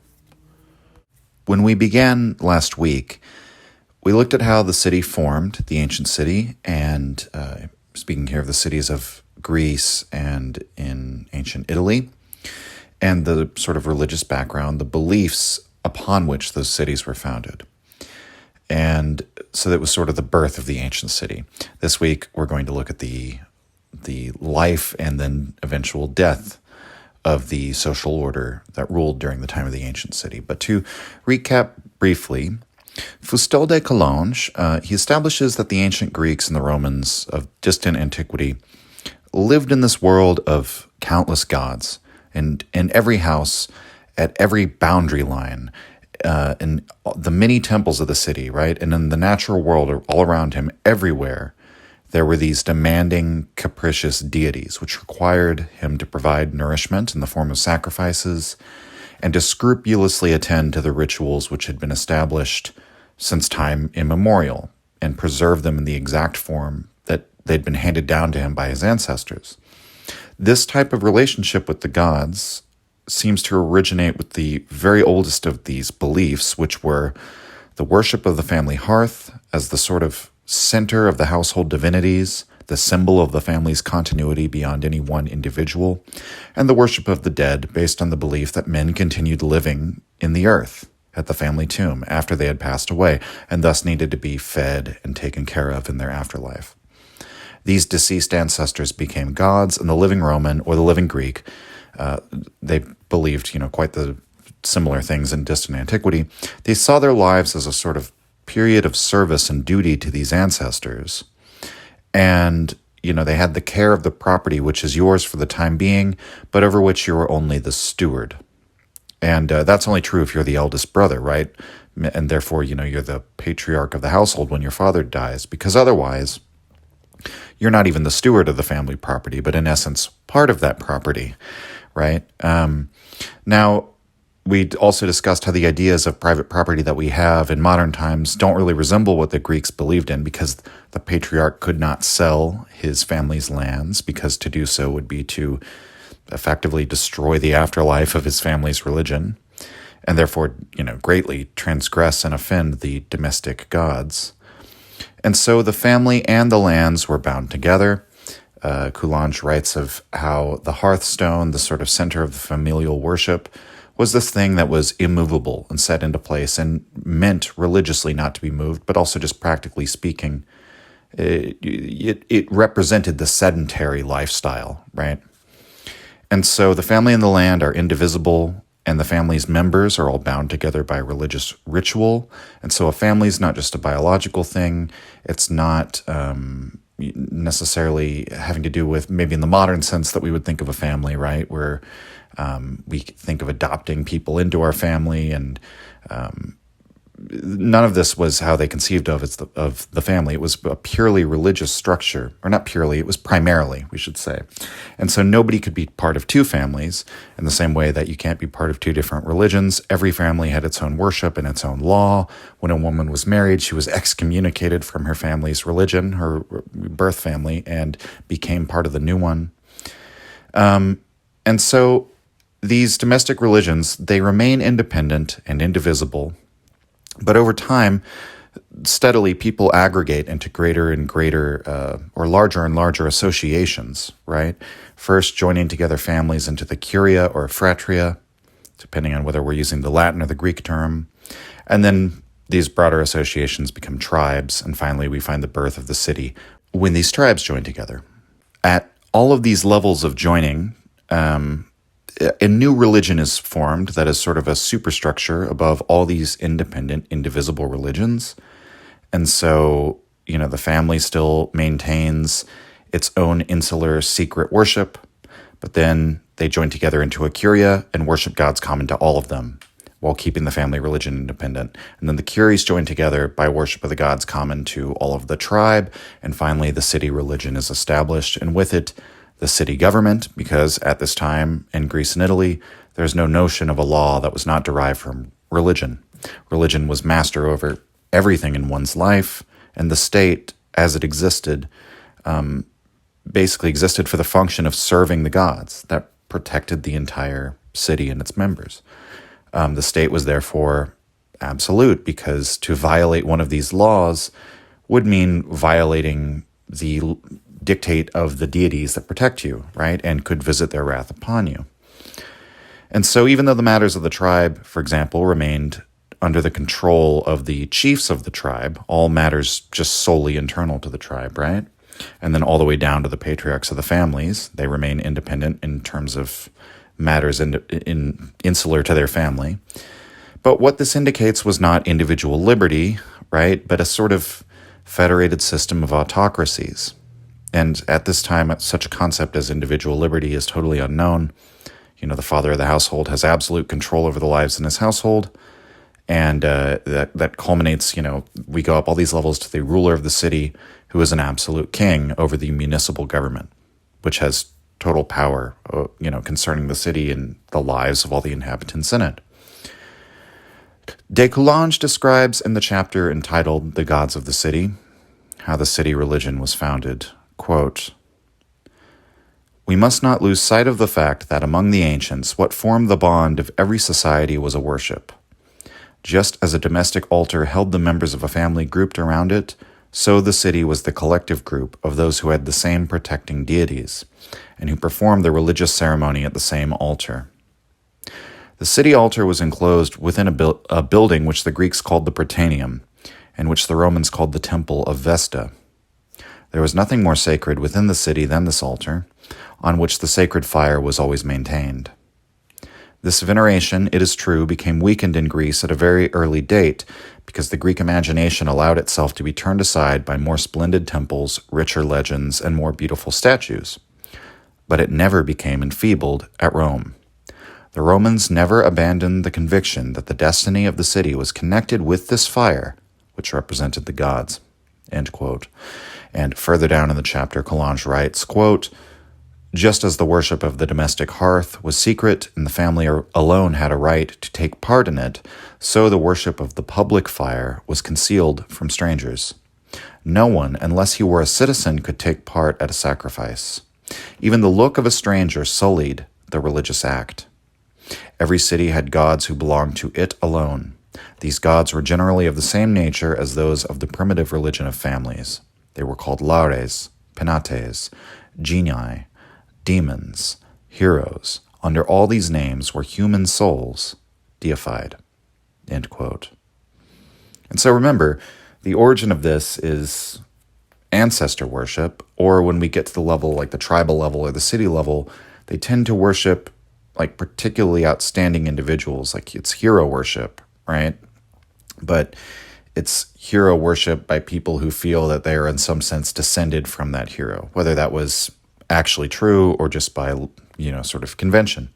And Coulanges quotes Solon, the sort of legendary democratic reformer at Athens, the legislator who opened up the democracy there. Solon says, quote, "Honor with a worship the chiefs of the country, the dead who live under the earth," end quote. And so in Solon's time, they no longer, it doesn't seem anyway, that they no longer believe that they were literally living in the same body under the earth. You already have sort of these ideas of the underworld and Elysium and all of that. But, as with the family tomb, all those men who had served the public good or who were great heroes in the, sort of ancestral history of the city and were buried on its lands came to be gods who defended the city and protected it from foreigners. And there's still this notion of the gods being sort of regional or local figures, even if they had sort of metaphysical ideas. If we start to separate the soul from the body, right, is really the big thing. But the soul isn't any more, it's not like it's not present, right? It's still tied to that particular area of the land. But again, we can see how the dead who live under the earth, he's still speaking in the language of the very antiquated beliefs before they even had any idea of Tartarus or the Elysian Fields or anything like that. And so he points out, Coulanges does, how the entire plot of Oedipus Coloneus is based upon the belief that the body of a man who's about to die will become a god. And thus Athens and Thebes sort of vie with one another to claim this powerful man, and in so doing, claim a future god and a future protector of the city, right? And so Coulanges writes, quote, "It was a great piece of good fortune for a city to possess the bodies of men of some mark. Mantineus spoke with pride of the bones of Archas, Thebes of those of Geryon, Messene of those of Aristomenes. To procure these precious relics, a ruse was sometimes resorted to. Herodotus relates by what unfair means the Spartans carried off the bones of Orestes. These bones, it is true, to which the soul of a hero was attached, gave the Spartans a victory immediately. As soon as Athens had acquired power, the first use that she made of it was to seize upon the bones of Theseus, who had been buried at the Isle of Skyros, and to build a temple for them in the city in order to increase the number of her protecting deities." End quote. So it's funny anecdotes like those where I almost sort of wonder about the internal logic of it, right? I mean, if you could make off with the bones of, a god from another city, would they still, I sort of think about it from the perspective of, like, would that god really want to protect your city, though, if his bones had been abducted? Wouldn't it be sort of like you kidnapping that god? But on the other hand, regardless of how the logic of it works, because I could still imagine some argument that perhaps, by the, in the same way that maybe a woman is excommunicated from her family's religion and inducted into another one, and that there was sort of this ritual of bride kidnapping where you carry her over the threshold and she's, obliged to resist, right?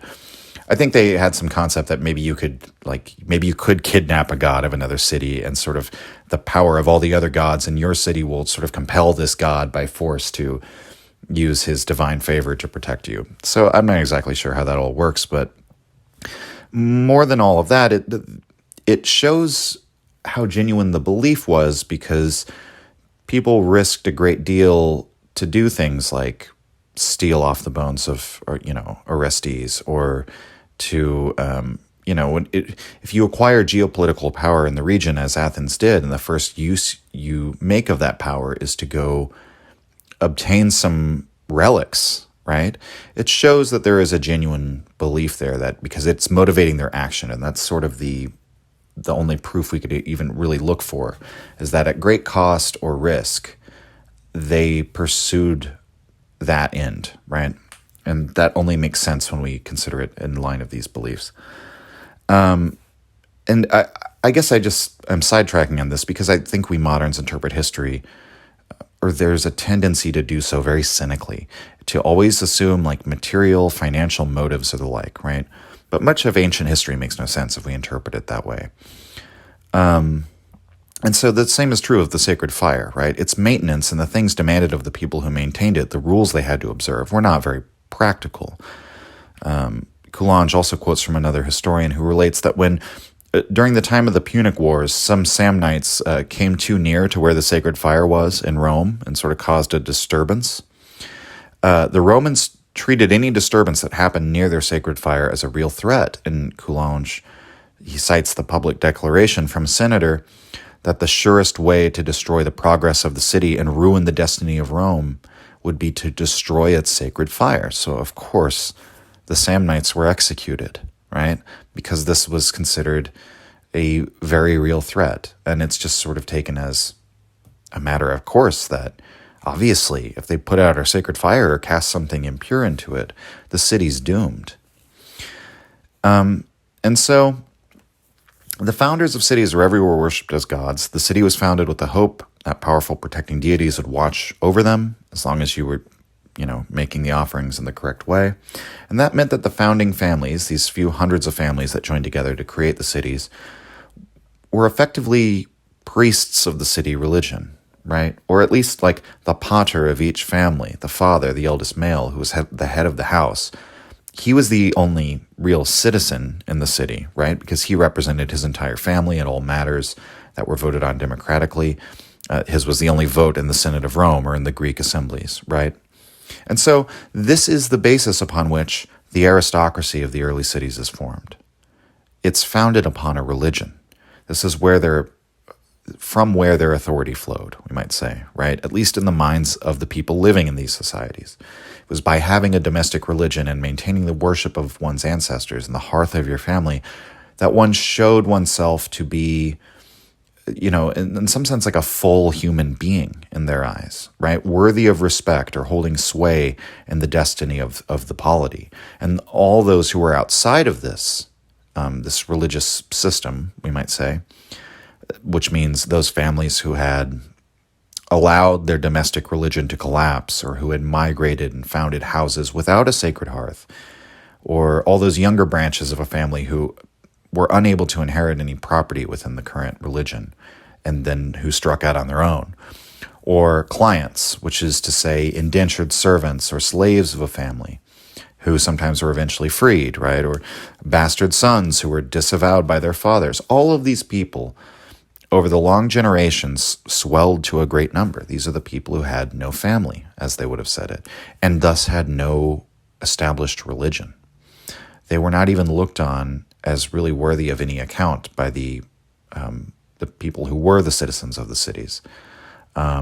These are the class of people called the plebeians, or the plebs. We can't really understand that class distinction with the moral perspective of today, which would be based on a sort of, again, like financial stratification of society, because the question of why these people can't be admitted into the city, or why can't they have rights in it, that never would have even crossed the minds of the Greek or Roman aristocrat. The city was for people of the same religion. Its laws governed them, it protected them, it wasn't for anyone else. As with the familial religion, anyone who approached the sacred fire, right, the temple of Vesta, who was a stranger to the city's religion, would have offended the gods who protected that fire and would have threatened the city. So strangers have to be excluded, and this meant political as well as religious exclusion. The magistrates that, took care of making sacrifices and offerings were also political office holders. And so the thought of a magistrate taking care of the sacrifices who, happens to be an outsider to the city's religion was unthinkable. And so any holding of political power by people outside of the families that founded the city in the earliest days of the ancient cities, that was just unthinkable. And so the plebs remained outside of society. At the time of the city's founding, de Coulanges writes, quote, "We find this class around almost all the ancient cities, but separated by a line of demarcation. Originally, a Greek city was double. There was a city which was built ordinarily on the summit of some hill. It had been built with religious rites and enclosed the sanctuary of the national gods. At the foot of the hill was found an agglomeration of houses which were built without any religious ceremony and without a sacred enclosure. These were the dwellings of the plebeians who could not live in the sacred city. At Rome, the difference between the two classes was striking. The city of the patricians and their clients was the one that Romulus founded according to the rites of the Palatine. The dwellings of the plebs were in the asylum, a species of enclosure situated on the slope of the Capitoline Hill, where Romulus admitted people without hearth or home whom he could not admit into his city. Later, when new plebeians came to Rome, as they were strangers to the religion of the city, they were established on the Aventine, that is to say, without the pomerium of the religious city. One word characterizes these plebeians. They were without a hearth. They did not possess, in the beginning at least, any domestic altars. Their adversaries were always reproaching them for having no ancestors, which certainly meant that they had not the worship of ancestors and had no family tomb where they could carry out their funeral repast. They had no father, pater, that is to say. They ascended the series of their ascendants in vain. They never arrived at a religious family chief. They had no family, gentem non habent. They have no gens. That is to say, they only had the natural family. As to the one which religion formed and constituted, they had not that." End quote. And so without their religion, the plebs had virtually no rights, and it seems likely from Coulanges' reading of the various historians of the ancient world that a patrician could strike or even kill them without consequence. Even the clients of patrician families, another term for the slaves of the patricians, right? They still lived under the protection of the law or under the aegis of the law, we might say, to some extent. And especially as the centuries went on, the slaves increasingly gained rights under the municipal laws that limited the master's ability to do things like to kill them, or in, other cases created legal opportunities for the slaves to become emancipated. But we might say that the slave, while he might be under the absolute control of the master of the household, could walk through the streets of the city knowing that the law would punish anyone who attacked him, right? This isn't to say that the slave had it better than the plebeian, but that, simply in some respects, he had more legal rights, or rather, he had some, whereas the plebeian had none, right? The plebeian had no rights, right? So he's, on the one hand, the plebeian is free, but he doesn't even have this assurance of his own safety when out in public. And the city governments originally enforced no laws in the communities of the plebs. So there's no government protecting you from one another either. They're entirely a people outside of the government of the city, versus the clients who had some measure of rights, but they're under the absolute control of another individual. So, you can make your own judgment about what would be better there. Now, it seems that in the earliest days of Rome, the plebeians didn't even factor into the military organization of the Roman city-state. The historian Dionysius, tells us about an incident in Roman history, for example, that goes as follows, quote, "The plebeians left Rome and retired to Mons Sacer. The patricians remained alone in the city with their clients," end quote. A little further in the passage, quote, "The plebeians, being dissatisfied, refused to enroll their names. The patricians with their clients took arms and carried on the war," end quote. And so the plebeians weren't even, as they later were in ancient Rome, the sort of military backbone of the city. It seemed that they were completely separate societies, or at least originated that way. And so Coulanges tells us we essentially see the development of two parallel social orders due to the private and independent nature of the pagan religions in Italy and Greece during this time. Their religions don't attempt to proselytize to the plebs. I mean, to do such a thing would make no sense given the basis of the religion.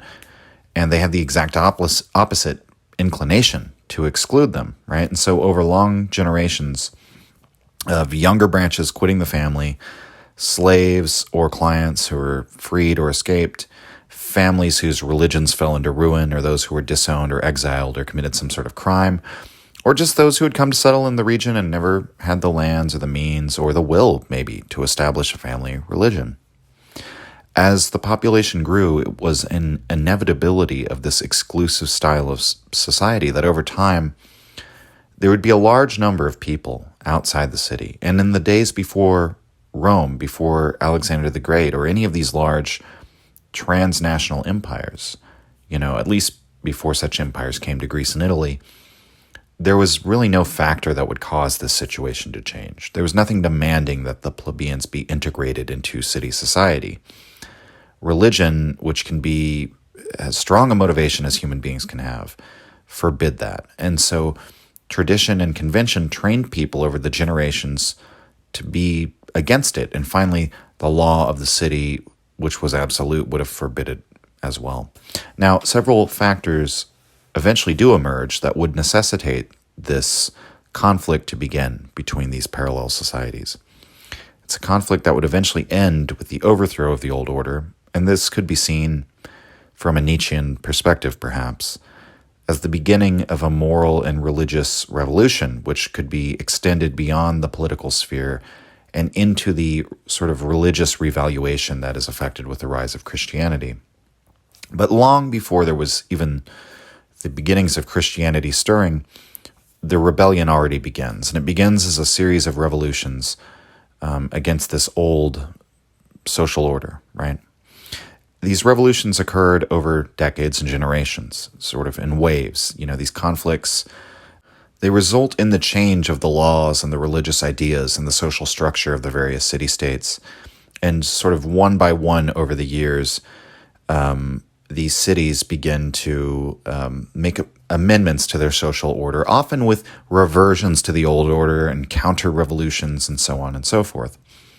But interestingly, however, the first revolution against the social order, sort of the first crack in the foundation, the beginning of the crumbling of the ancient city, it doesn't come from the plebeians. The outcome of this revolution will greatly affect the plebs and the conflict of the orders, as it was later called, and sort of set the stage for these later revolutions. But the first revolution comes from the aristocracy. It's a revolution of the patricians against their kings. And this happened in various cities all across Greece and Italy.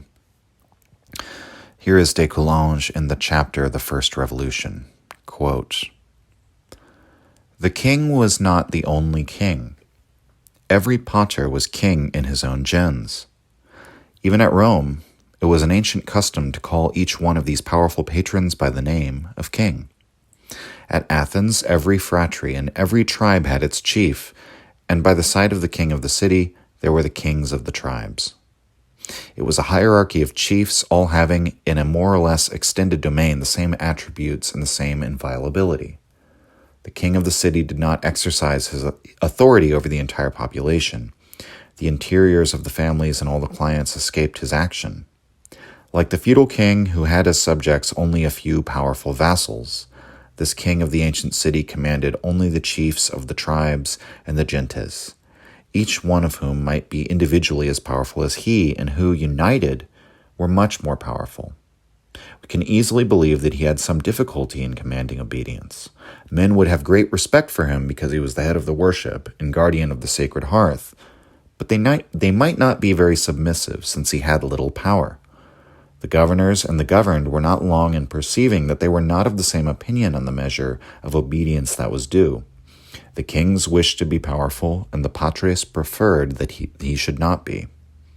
A struggle then commenced in all the cities between the aristocracy and the kings." End quote.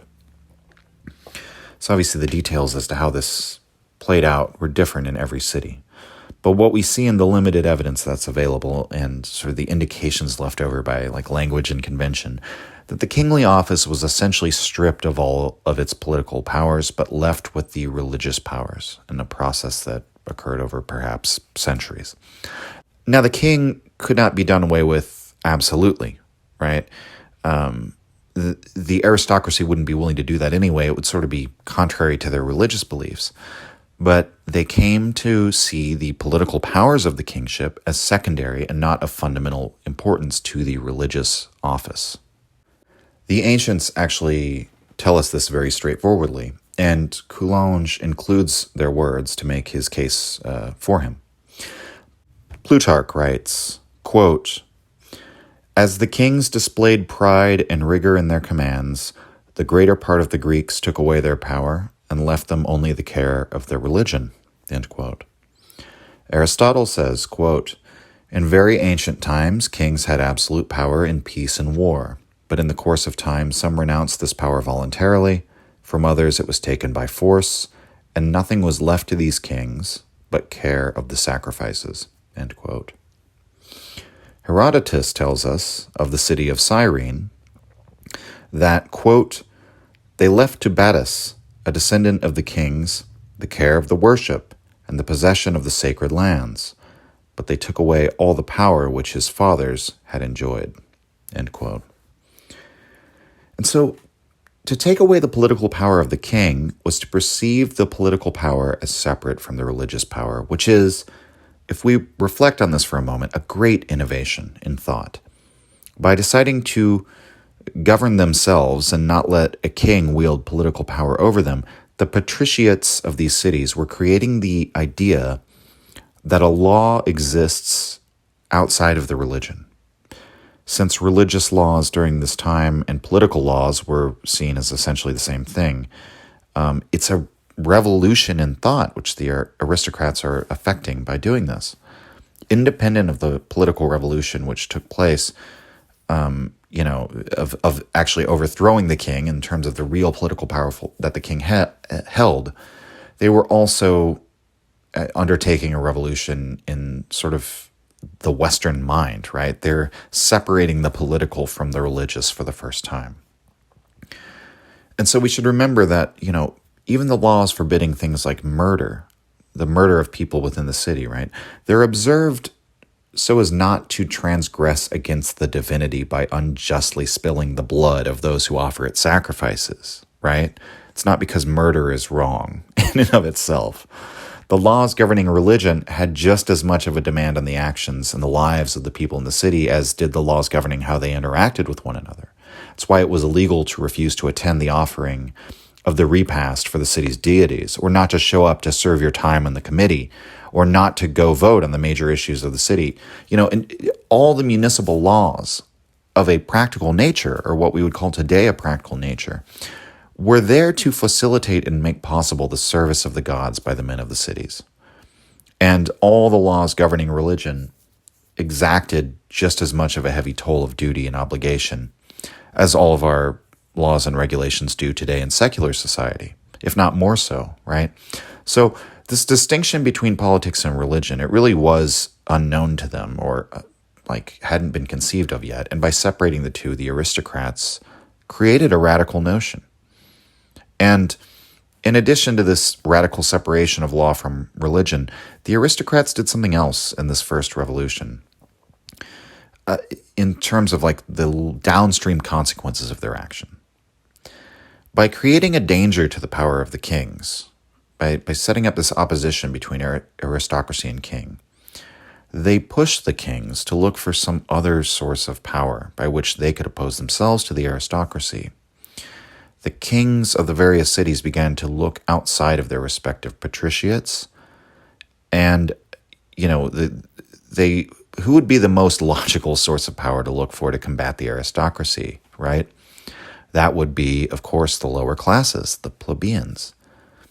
And so this is the basic calculation. First, on the part of the aristocracy, that it could together overthrow the king politically, and on the part of the kings, or in later times, what they call tyrants, which is basically more like less of sort of the monarchical, traditional religious authority of like a divinely appointed ruler, which is why we would use the term kings for sort of the older absolute monarchs. Later, the tyrants were sort of more like just a dictator, what we would call in modern terms like a dictator, right?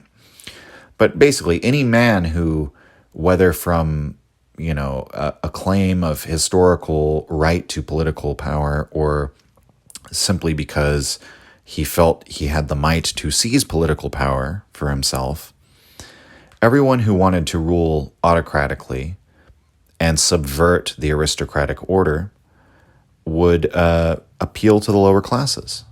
And so the aristocracy calculates they can together overthrow the king. The kings, or later the tyrants, calculate that with the help of the lower classes, they can subdue the aristocrats. And so once we understand this relatively simple pattern, we can see how it plays out time and time again in Greek history. And it gives us a great insight into the perceptions and the motivations of the people who played out these conflicts, right? So after the overthrow of the kings, the aristocracies were always paranoid about one of their number making himself a king by drawing on the power of the lower classes. And so, for example, in the figure of Caesar, who came much later than the eras we're talking about. I mean, we just mentioned Solon, which I believe is like 6th century. Caesar is therefore almost 6 whole centuries later that he is coming to power. But the aristocracy was terrified of Caesar. Why? Well, you have a man who is aristocratic himself, who has earned a bunch of honor for himself in Gaul, right? He defeats the Greeks' most terrifying enemy. He's made himself wealthy in doing so, and what does he have? It's that magic sort of X factor, the love of the people. That's what makes him most threatening, and that they had the suspicion he would make himself a king, which in essence he kind of did. And so basically we have the aristocracy entrench itself and become paranoid about any one of their number like outshining or gaining political power over all the others. And then we have this like class collaborationism that occurs within like monarchist or, popular movements. What's particularly instructive in understanding the history of this conflict is found in the accounts of the 7 kings who ruled ancient Rome. It's sort of a legendary period of Roman history. Starting from Romulus all the way into the last king of Rome is overthrown. And, in more naive historical retellings, it's like, and then freedom reigned and Rome was a republic. It's like, it was actually an oligarchy, right? If we've been paying attention to how these ancient cities were set up, Rome, there's hardly anything democratic about it at the time when, supposedly Brutus, the original Brutus, the sort of legendary Brutus that was the Brutus who killed Caesar, was descended from, goes and exiles King Tarquin the Proud, right? They established an aristocracy in sort of the manner that we've just been laying out in the abstract. But Coulanges recounts the reigns of all these 7 kings in brief sketches, designed not to really give us a detailed history of these figures and their personalities, but to address the issues at play here of the king's relationship to the aristocracy versus his relationship to the plebeians, as well as the relevant sort of political positions and actions that the king took or the aristocrats took in the course of these 7 reigns, which can kind of help inform us in understanding how the dynamics of this type of conflict. This period of the 7 kings predates the period that is formally called the conflict of the orders, right? Which is how I've named the episode. But we can see the class conflict come into relief here when we look at the relevant facts as Coulanges presents them. I'm going to quote this in a slightly abridged form from the section called "The Same Revolution at Rome." This will be a very long reading, but I think it's all very valuable. So, quote, "At first, royalty was at Rome what it had been in Greece. The king was the high priest of the city. He was at the same time the supreme judge. He also commanded the armed citizens. Next to him were the patres, who formed a senate. There was but one king because religion enjoined unity in the priesthood and unity in the government. But it was understood that on all important affairs the king must consult the heads of the confederated families. From this time, historians mention an assembly of the people, but we must inquire what was then the meaning of the word people, populus, that is to say. What was the body politic in the time of the first kings? All the witnesses agree that the people assembled by curies.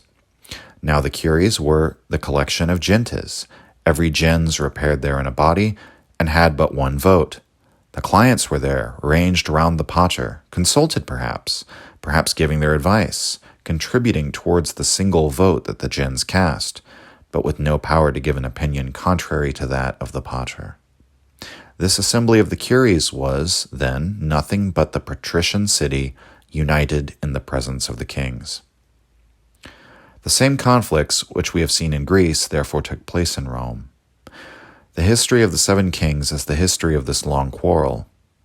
The first wished to increase his power and free himself from the authority of the Senate.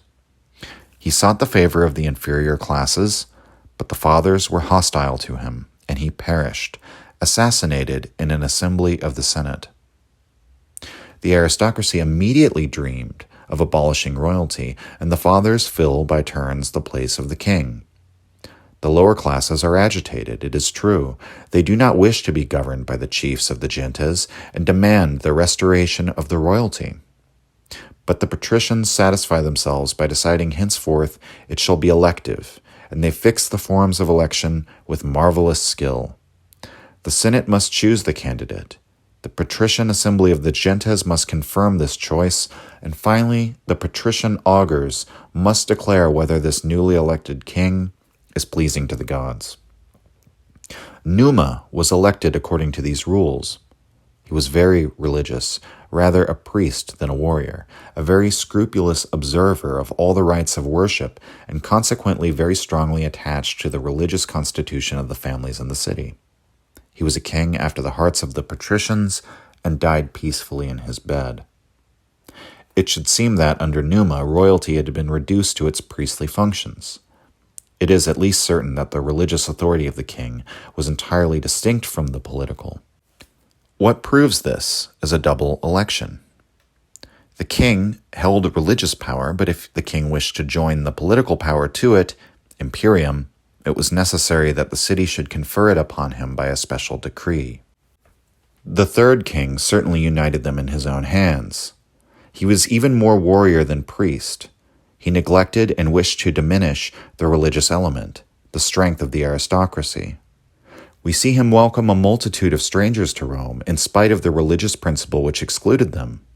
He even dared to live among them on the Caelian hill. We also see him distribute to the plebeians lands, the revenue of which up to that time had been appropriated to defraying the expenses of the sacrifices. The patricians accused him of having neglected the rites, and what was even worse, of having modified and altered them. And so he died like Romulus. The gods of the patricians destroyed him and his sons with a thunderbolt. This event restored the supremacy to the Senate, which set up a king of its own choice. Ancus scrupulously observed all the religious rites, made war as seldom as possible, and passed his life in the temples. Dear to the patricians, he died in his bed. The fifth king was Tarquin, who obtained the throne in spite of the Senate and by help of the lower classes. He was troubled little with religious scruples. Indeed, he was very incredulous. Nothing less than a miracle could convince him of the science of the augurs. He was an enemy of the ancient families. He created patricians and changed the old religious constitution of the city as much as possible. Tarquin was assassinated. The sixth king gained possession of the throne by a stratagem. It should seem indeed that the Senate never recognized him as a legitimate king. He flattered the lower classes, distributed lands among them without regard to the rights of property, and even conferred political rights upon them. Servius was murdered on the steps of the Senate House. The quarrel between the kings and the aristocracy assumed the character of social struggle. The king sided with the people and depended for support upon the clients and the plebs. To the patrician order, so powerfully organized, they opposed the lower classes, so numerous at Rome. The aristocracy then found itself threatened by a double peril, the worst of which was not the necessity of giving way before royalty. It saw rising in its rear the classes it despised. It saw plebs organizing, a class without religion and without a sacred fire." End quote. We'll end the reading here, but the seventh king of Rome, that's the famous, king who's overthrown and the republic installed. Now, so we can see that even though the lower classes never get anything close to enfranchisement or like inclusion in the in-group with the patricians of the Roman city, they're always sort of thwarted, right? Nevertheless, the struggle has clearly begun even at these early dates, and the dynamics that we've begun to describe are already playing out. There's the connection between the interest of the plebs and that of the monarchs, and then the organized power structure of the aristocracy that strikes down the kings with regularity whenever they do anything which breaks the rules and norms, which the aristocracy have established as part of the social order. And while we can certainly analyze their actions from the standpoint that they were trying to maintain their wealth and privilege, right, must also keep in mind the power that religion had over them and the fact that they felt they owned the city and it was theirs because it belongs to their ancestors. Their ancestors created it. And they had the right to this land because, in some sense, they needed that right in order to carry out the responsibility, their various responsibilities to the sacred dead who lived on the land. And so there were motivations for opposing the organizing of the lower classes and opposing the pride and ambition of kings that went beyond personal material interest. Their concern for the will of the gods, according to Coulanges, was the most important issue. Of course, the degree to which religion was dominant in the minds of the patriciate classes in Greece as well as in Rome begins to wane from this point onward. It's a very slow and steady process.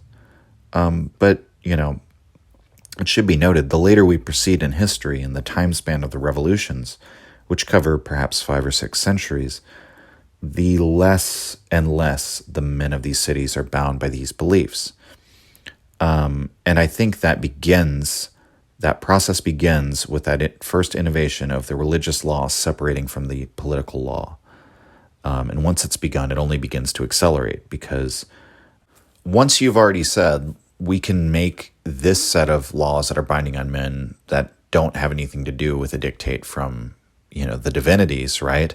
Why can't you write another sort of mandate upon the people that comes purely from men, right? Why can't you write a whole system of laws, a whole system of political governance that is freely acknowledged as solely emerging out of the minds of men, right? And of course, you could say, well, the whole social system, the whole religion came out of the minds of men, which is certainly true, but they didn't believe that was true. And that's why they felt that they couldn't change these conventions. And as we talked about last time, this even involved sticking to the exact set of syllables, the exact pronunciation, the exact type of, earthenware cups that you use during the rituals. It was all fixed and immovable because they believed it came from the gods. Once you introduce the idea that you could be governed simply by yourselves, right?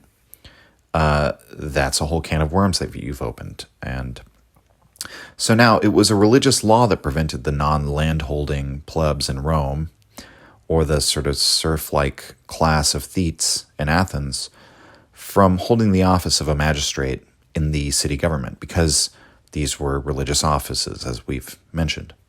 But suppose that these offices were decoupled from the political office, and new offices created which were strictly political.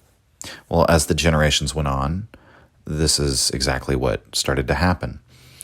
But a necessary prerequisite to this was, well, first that, just as the kingship became purely ceremonial, first many of the positions that once held political power became divested of them.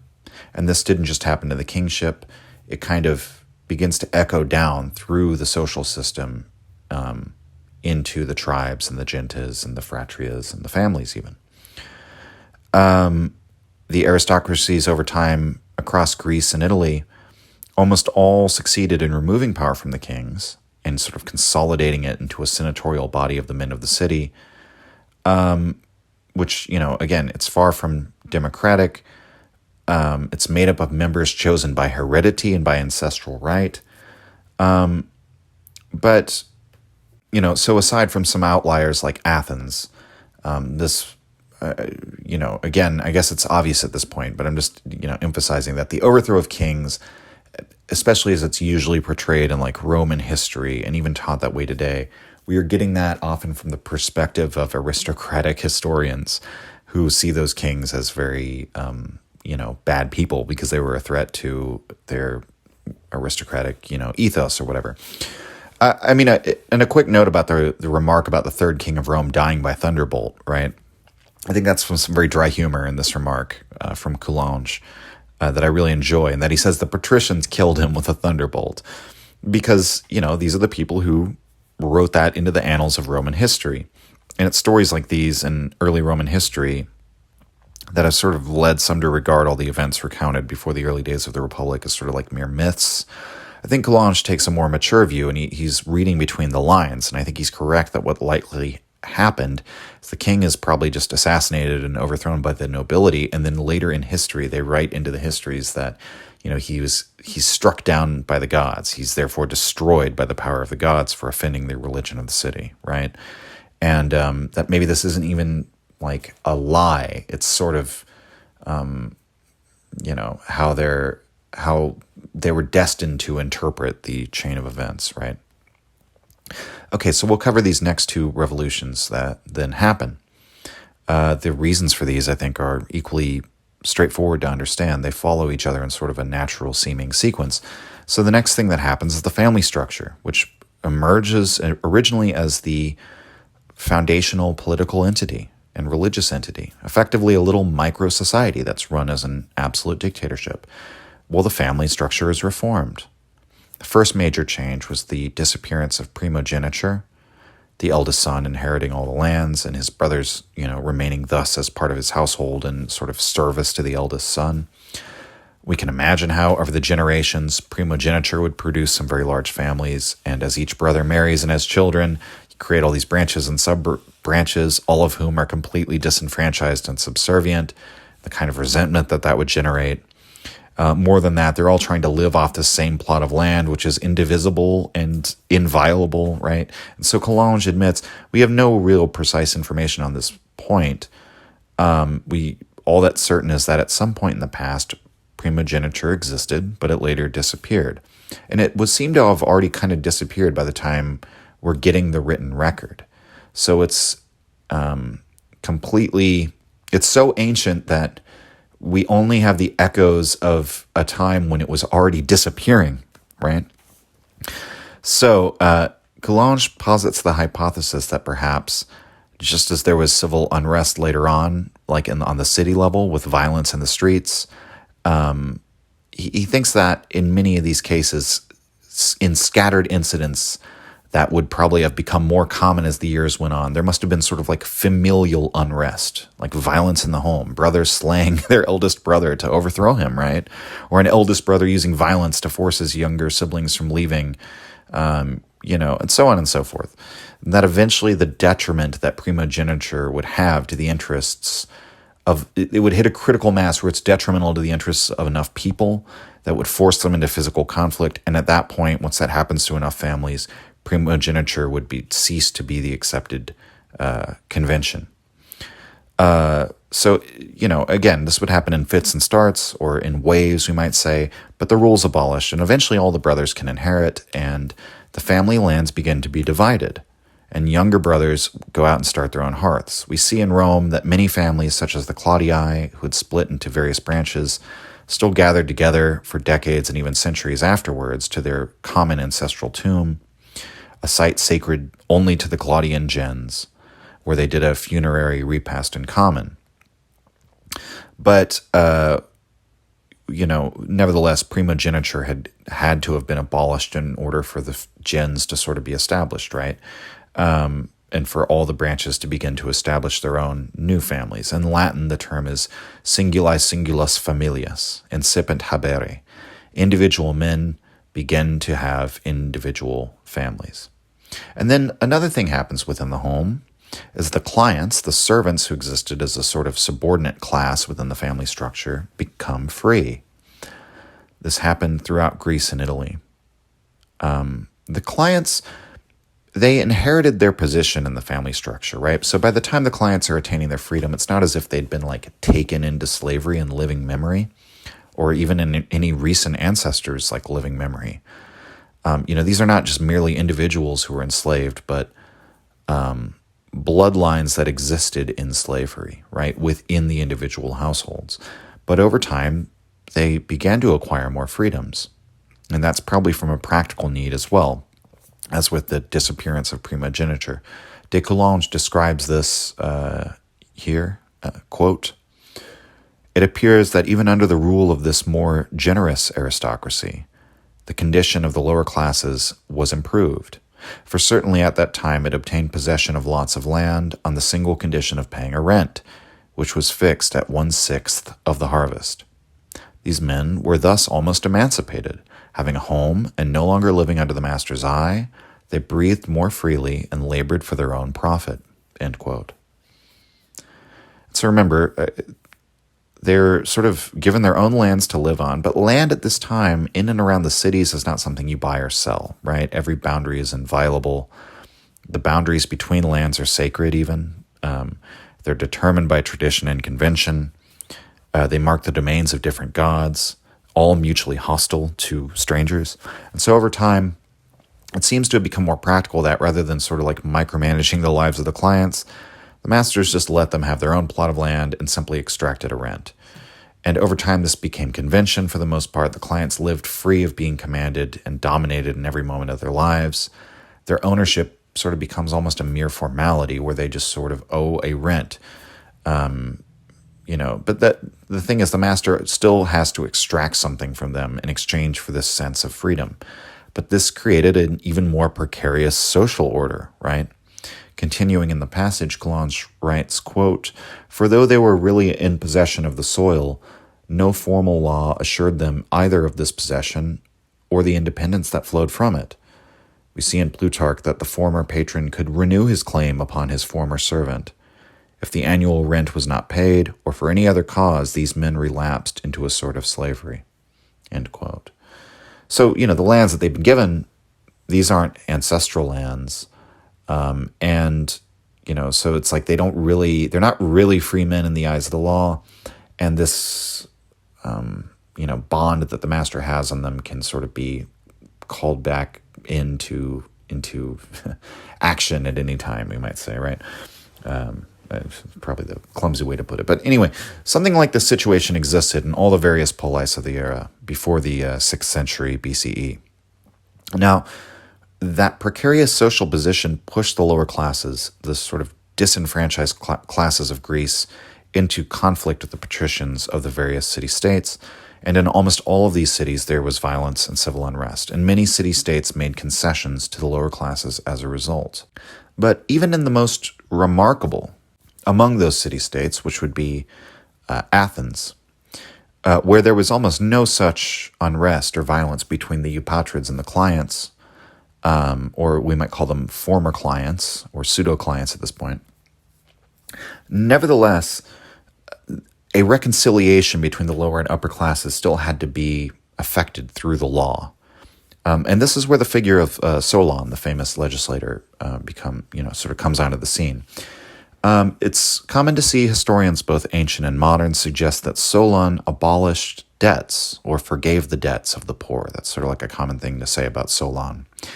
Coulanges thinks this is anachronistic because these people at this time didn't have a system of lending. The idea of a rich man lending to a poor man is rather unbelievable given the social structure.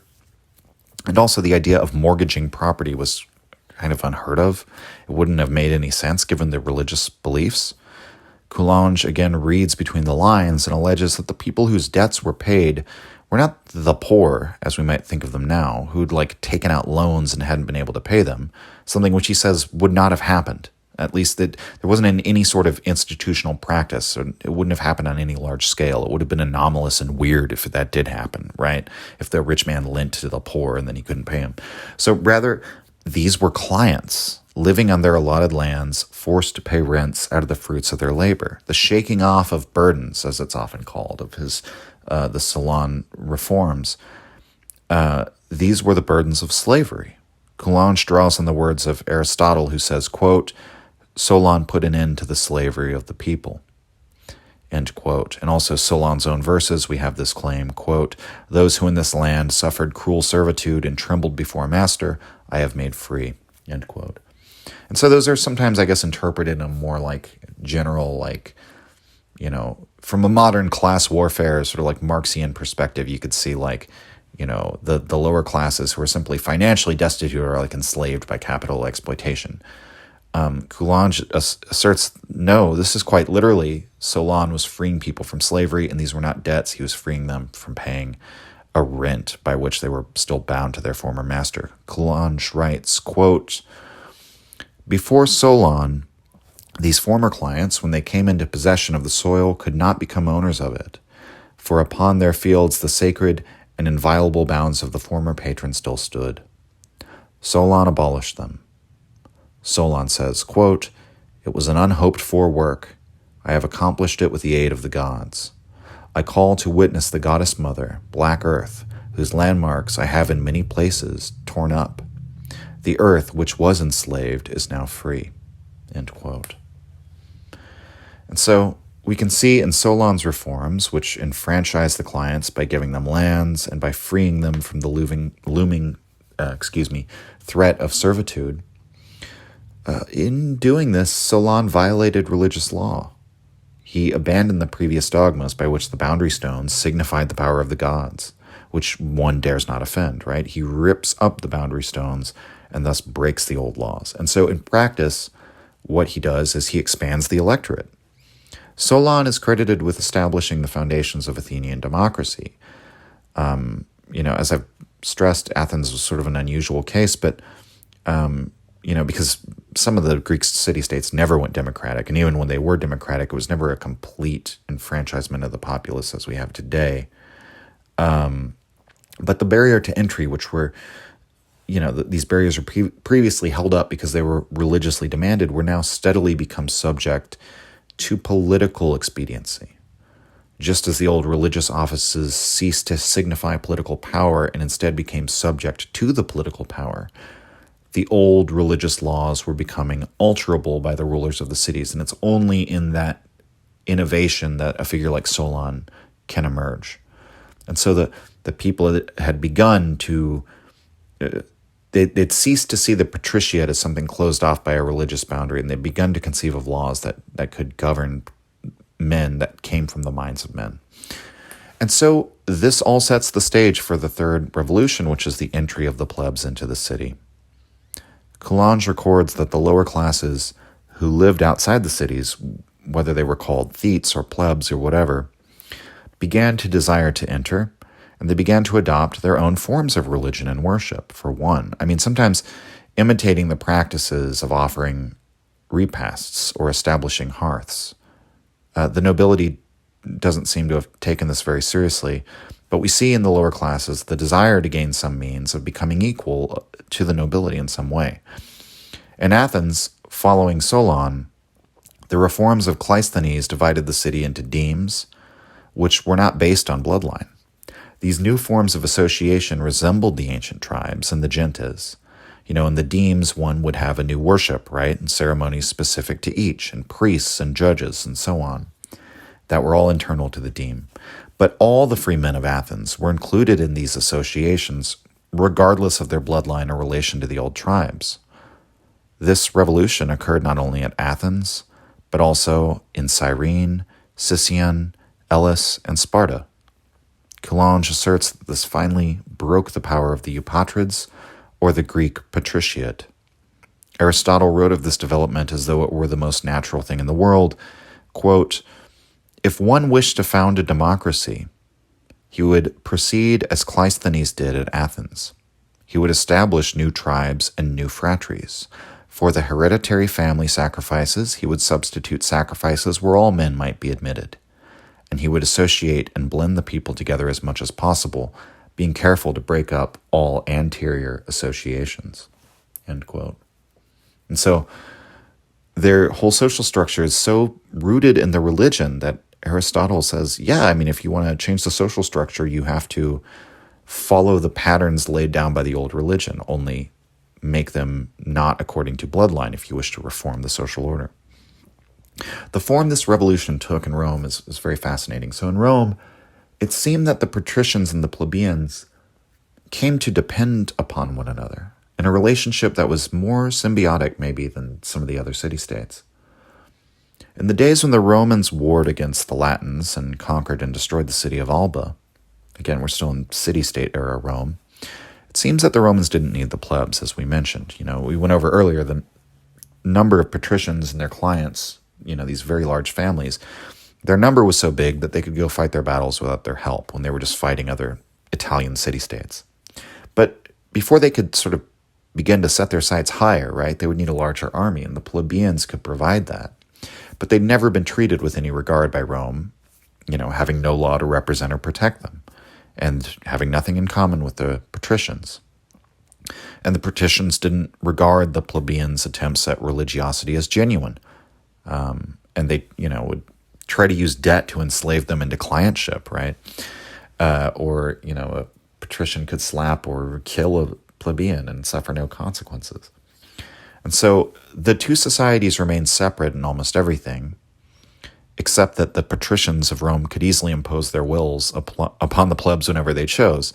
And so, given that situation, the plebs decided one day to depart. The historian Dionysius writes, attributing the following words to the plebeians, quote, "Since the patricians wish to possess the city alone, let them enjoy it at their ease. For us, Rome is nothing. We have neither hearths, nor sacrifices, nor country. We only leave a foreign city. No hereditary religion attaches us to this place. Every land is good for us. Where we find liberty, there shall be our country." End quote. That's the first example of a form of plebeian protest during the distant past of Rome, the plebeian secession. The lower classes, excluded from society, simply leave. They go to the other side of Mount Sacer, and they found that life there was hard, but they were able to gather what they needed to survive. They weren't going to starve to death, but they didn't know how to establish a new religion, which was, according to the ancient historians, the desire of the plebs. They wanted to establish a new lawful society based on the kinds of religion that they were familiar with, but which had been denied to them, from which they'd been excluded, right? And so that's what the plebs really wanted, was this new kind of ordered society based on religion, of which they could be a part. And to do this, they would need the instruction of the Roman patres, right? Though, maybe we might have some healthy skepticism about the Roman historians writing about this. But nevertheless, we might assume the life of the plebs who seceded, even if it was livable, it was more desolate up in the mountains, right? And meanwhile, in Rome, there's a debate among the senators. There's the hardliners who say, who cares about the plebeians? We don't need them. They're basically just, subhuman. They're not Rome. We're Rome, right? And then, nevertheless, there's the counter-argument that Coulanges presents. And, we hear this rather convincing argument from a aristocrat who is, or from the aristocratic perspective of those who are not so hardline and want to integrate the plebs. He writes, quote, "Others, less faithful to the old principles or solicitous for the grandeur of Rome, were afflicted at the departure of the plebs. Rome would lose half its soldiers. What would become of it in the midst of Latins, Sabines, Etruscans, all enemies? The plebs had good qualities. Why could not these be made use of for the interests of the city? These senators desired, therefore, at the cost of a few concessions, of which they did not perhaps see all the consequences, to bring back to the city those thousands of arms that made the strength of the legions. End quote. And then skipping further down in the passage, quote, "It was found, therefore, that the plebs and patricians, though they had almost nothing in common, could not live without each other. They came together and concluded a treaty of alliance.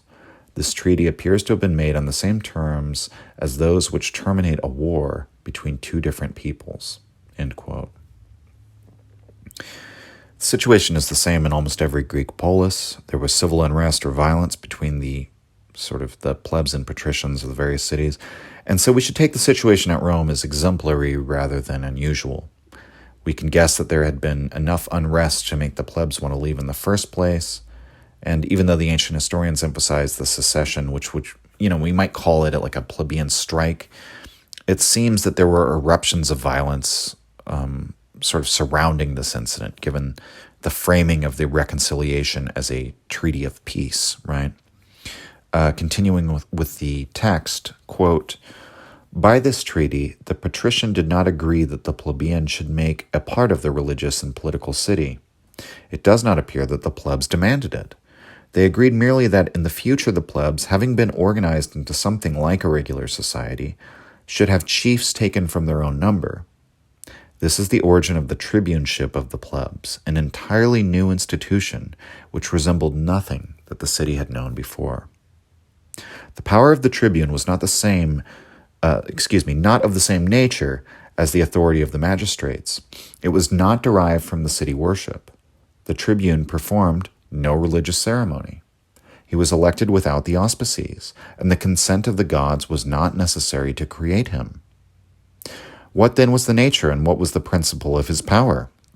Here we must banish from our minds all modern ideas and habits, and transport ourselves as much as possible into the midst of the ideas of the ancients. Up to that time, men had understood political authority only as an appendage to the priesthood. Thus, when they wished to establish a power that was not connected with worship, and chiefs who were not priests, they were forced to resort to a singular device. For this, the day on which they created the first tribune, they performed a religious ceremony of a peculiar character. Historians do not describe the rites, they merely say that the effect was to render these first tribunes sacrosancti, inviolable. Now these words signify that the body of the tribune should be reckoned thenceforth among the objects which religion forbade to be touched, and whose simple touch made a man unclean. Footnote: this is the proper sense of the word sacer. According to Livy, the epithet sacrosanctus was not at first applied to the tribune, but to the man who injured the person of the tribune. Returning to the passage, quote, "Thus it happened, if some devout Roman, some patrician, met a tribune in the public street, he made it a duty to purify himself in returning home, as if his body had been defiled simply by the meeting. This sacrosanct character remained attached to the tribune during his whole term of office. In creating his successor, he transmitted the same character to him." End quote.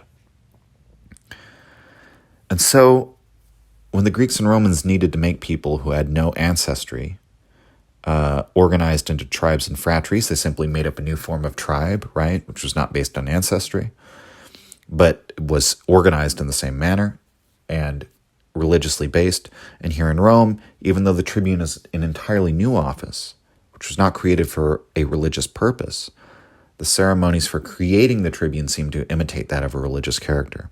And so these remarkable figures, the tribunes, represent perhaps the first significant and powerful office of the lower classes to ever arise in the course of history. The first purely secular democratic office, right? Through the tribunes, though they had no power to direct the course of the republic or to take part in the religious worship, through the tribunes they had political power. The plebs had political power. It seems to have been created in a form appropriate to the mindset of the time, effectively imbuing a representative citizen with a sort of superstitious reverence. And so why would you give someone that sort of power? Well, it's based on the perception of the patricians that the plebeians were necessary to their existence. And so as such, the plebs gained the rights to have chiefs, which in some sense stood in physical form for the respect that the patricians now had to show the plebs as a matter of practical necessity, as a condition of the treaty that settled the war, right? And you only do that if you have a respect for the power that your opponent in the war could bring to bear against you. And so all of that respect is now channeled into a single person, the tribune. Coulanges continues, quote, "We do not sufficiently understand the ideas of the ancients to say whether this sacrosanct character rendered the person of the tribune honorable in the eyes of the patricians, or marked him, on the contrary, as an object of malediction and horror. The second conjecture is more in accordance with probability. What is certain is that in every way the tribune was inviolable. The hand of the patrician could not touch him without grave impiety.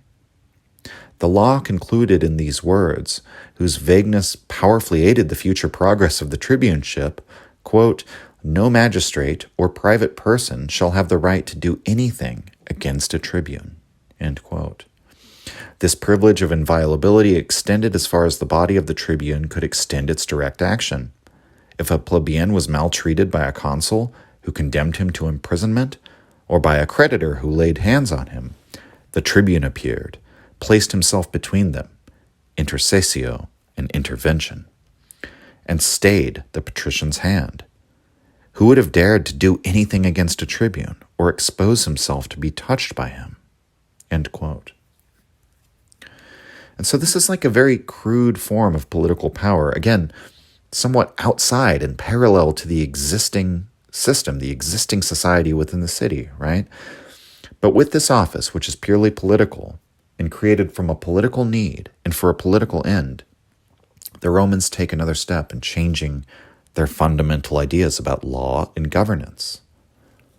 Now, there were, of course, non-religious offices created in Greece, too, and none of which really resemble the tribune, but which were purely political magistracies. And so over time, the old religious offices became purely symbolic and ceremonial, purely concerned with other worldly matters, and all the political power moved out of the religious sphere.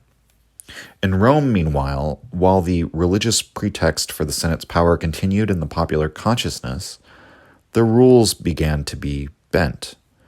First, there was only one tribune, but over the years the number grew to 10. At first, the tribunes were not allowed inside the Senate house, and so they sort of lingered near the entryway. Then later, they were allowed inside, and so it went, right? Another important step was the integration of the plebeians into the legions. It's unlikely that Rome could have achieved anything close to its military success in the conquest of the Italian peninsula without the addition of the plebs to their army. The army was arranged according to wealth, with those who could afford the best armor fighting in front, the poorest being reduced to sort of skirmishers who took up the rear. Those who could afford to ride on horseback were called equestrians and represented some of the most valuable fighters in battle, and this is how the social class of equestrians springs up in Rome. Meanwhile, the spoils of war bring wealth into Italy. More of it obviously flows to the patricians, but the plebeians who fought with them could bring home riches as well.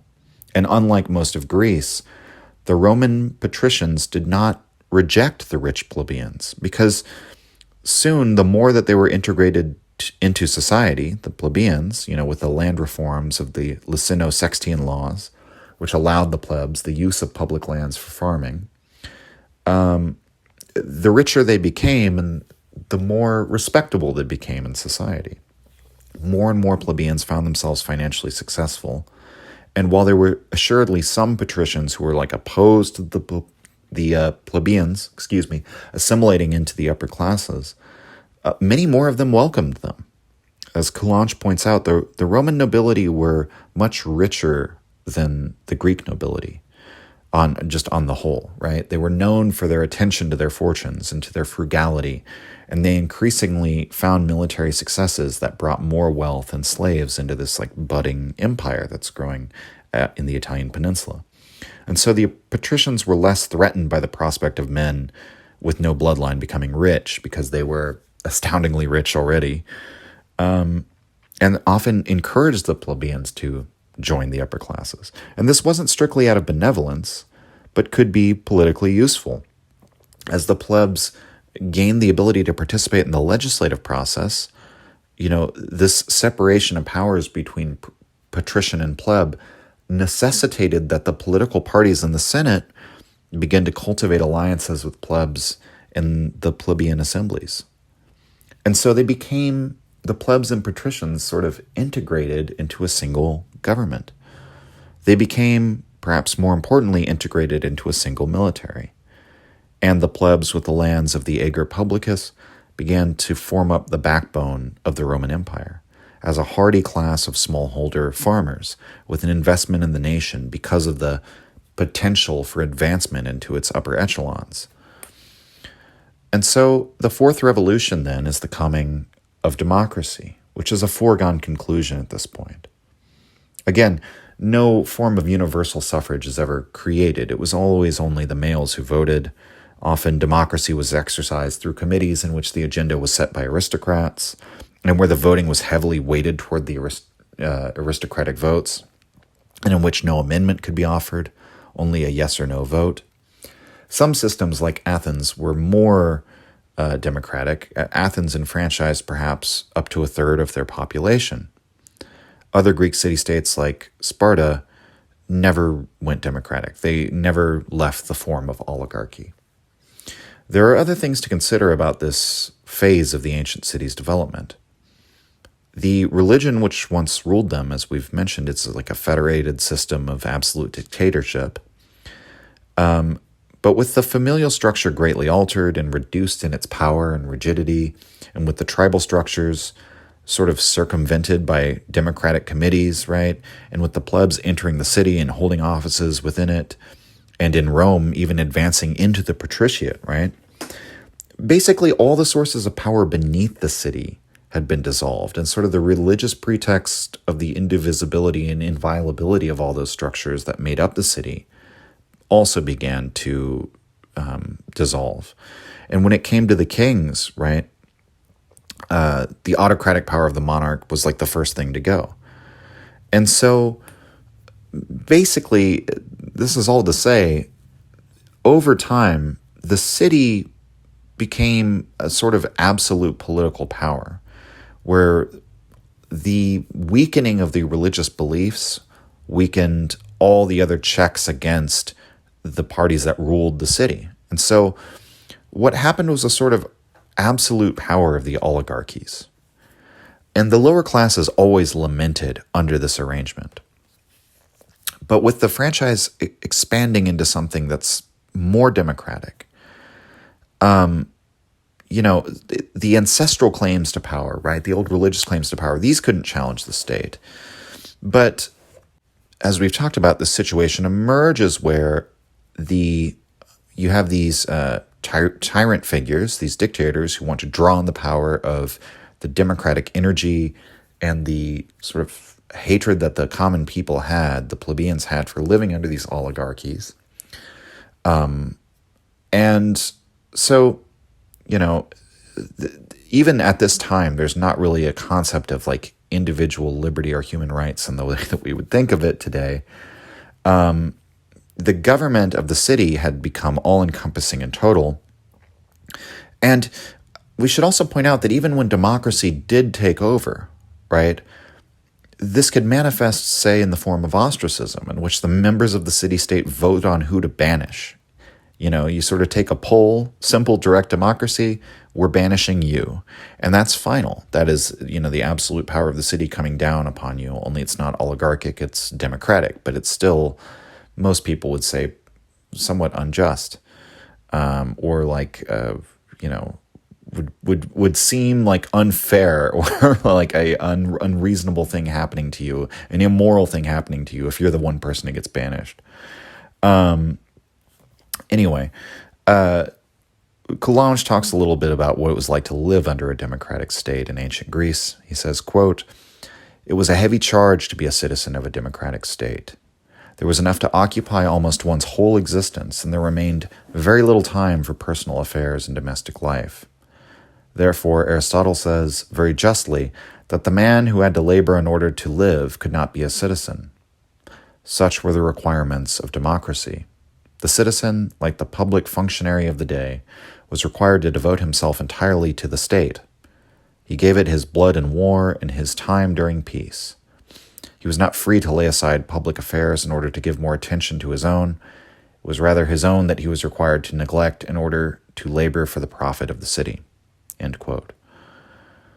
And so in democratic societies, the state becomes this all-encompassing thing just as much as in the oligarchic societies. The democratic experiments in many of the city-states turned to factionalism very quickly. Not everyone could be as successful and relatively peaceful as Athens. Athens had its own share of political upheavals and coups, but it seems to have been very good at avoiding the kind of worse that the other city-states endured. And since political power meant the ability to enforce one's interests, often the partisan politics skewed along class lines. Everywhere there were people attempting to enrich themselves or pursue their own special interest. Coulanges puts it bluntly here, quote, "We have seen that the city, especially among the Greeks, had unlimited power, that liberty was unknown, and that individual rights were nothing when opposed to the will of the state. It followed that a majority of votes might decree the confiscation of the property of the rich, and that the Greeks saw neither illegality nor injustice in this. What the state had declared was right." End quote.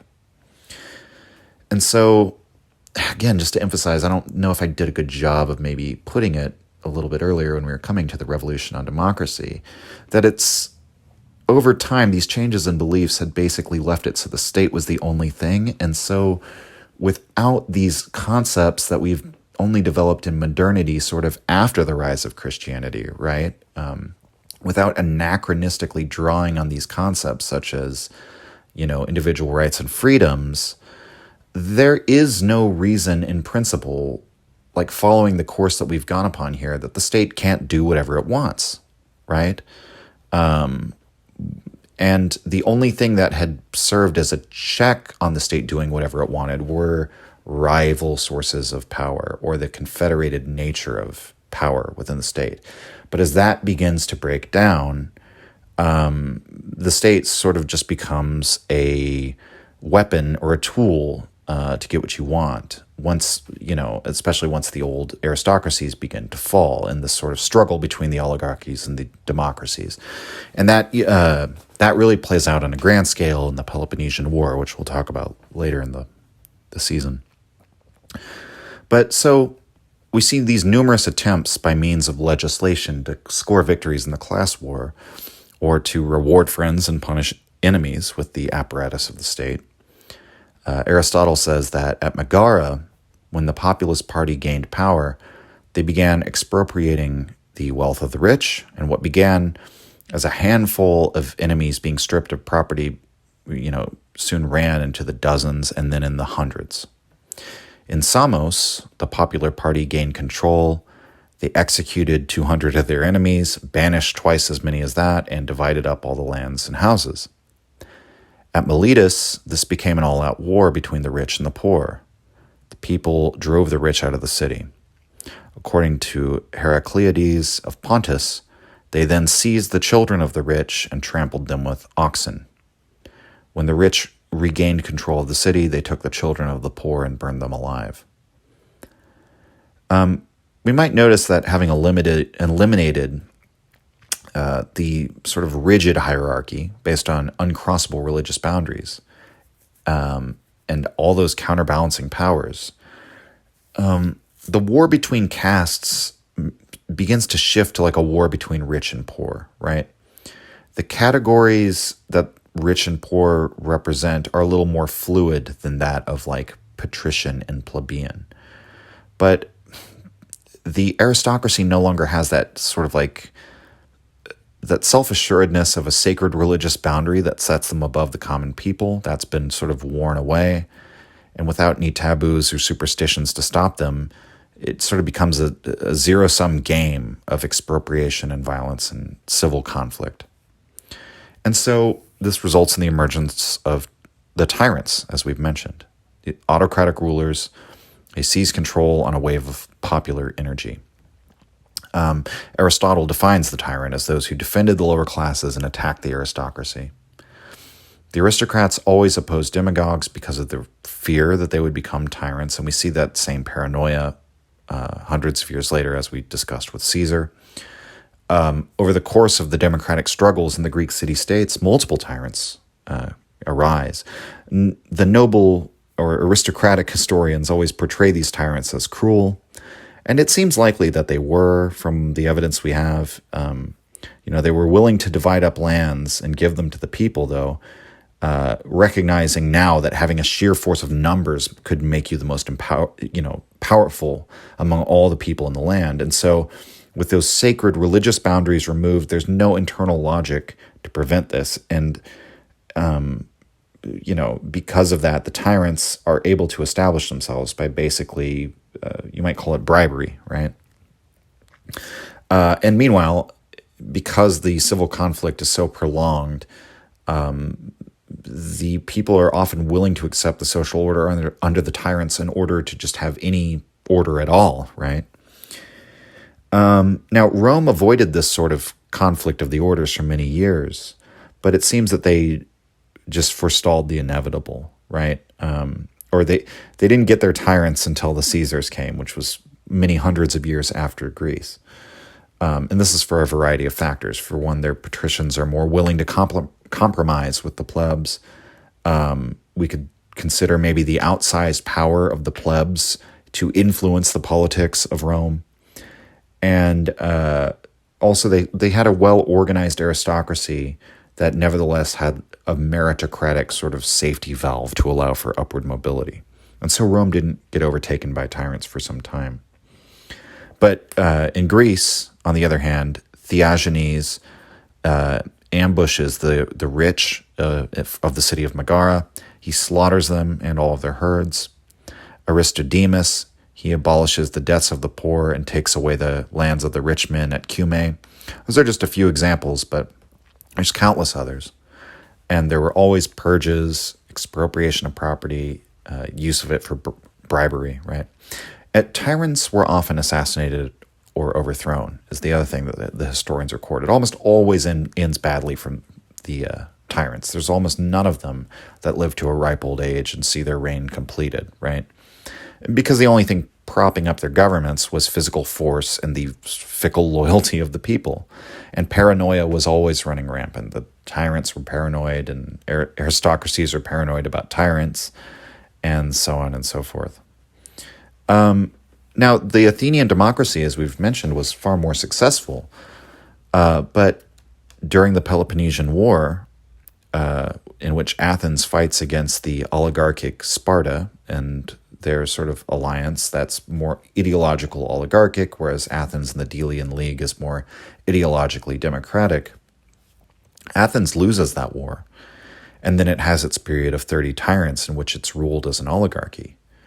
And so that means in the war of democracy versus oligarchy in Greece, democracy is ultimately kind of defeated, right? I mean, Athens does eventually restore its democracy, but it was never the great city politically that it used to be at that point.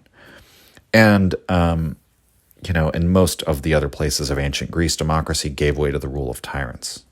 And we can kind of understand why ancient historians looking at this might call democracy a failed experiment. And so many of the ancient writers, they see democracy as this sort of intermediate stage to the dissolution of society.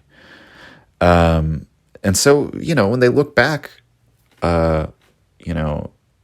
on how things had proceeded, a lot of the ancient historians sort of came to see the Age of Kings as the golden age.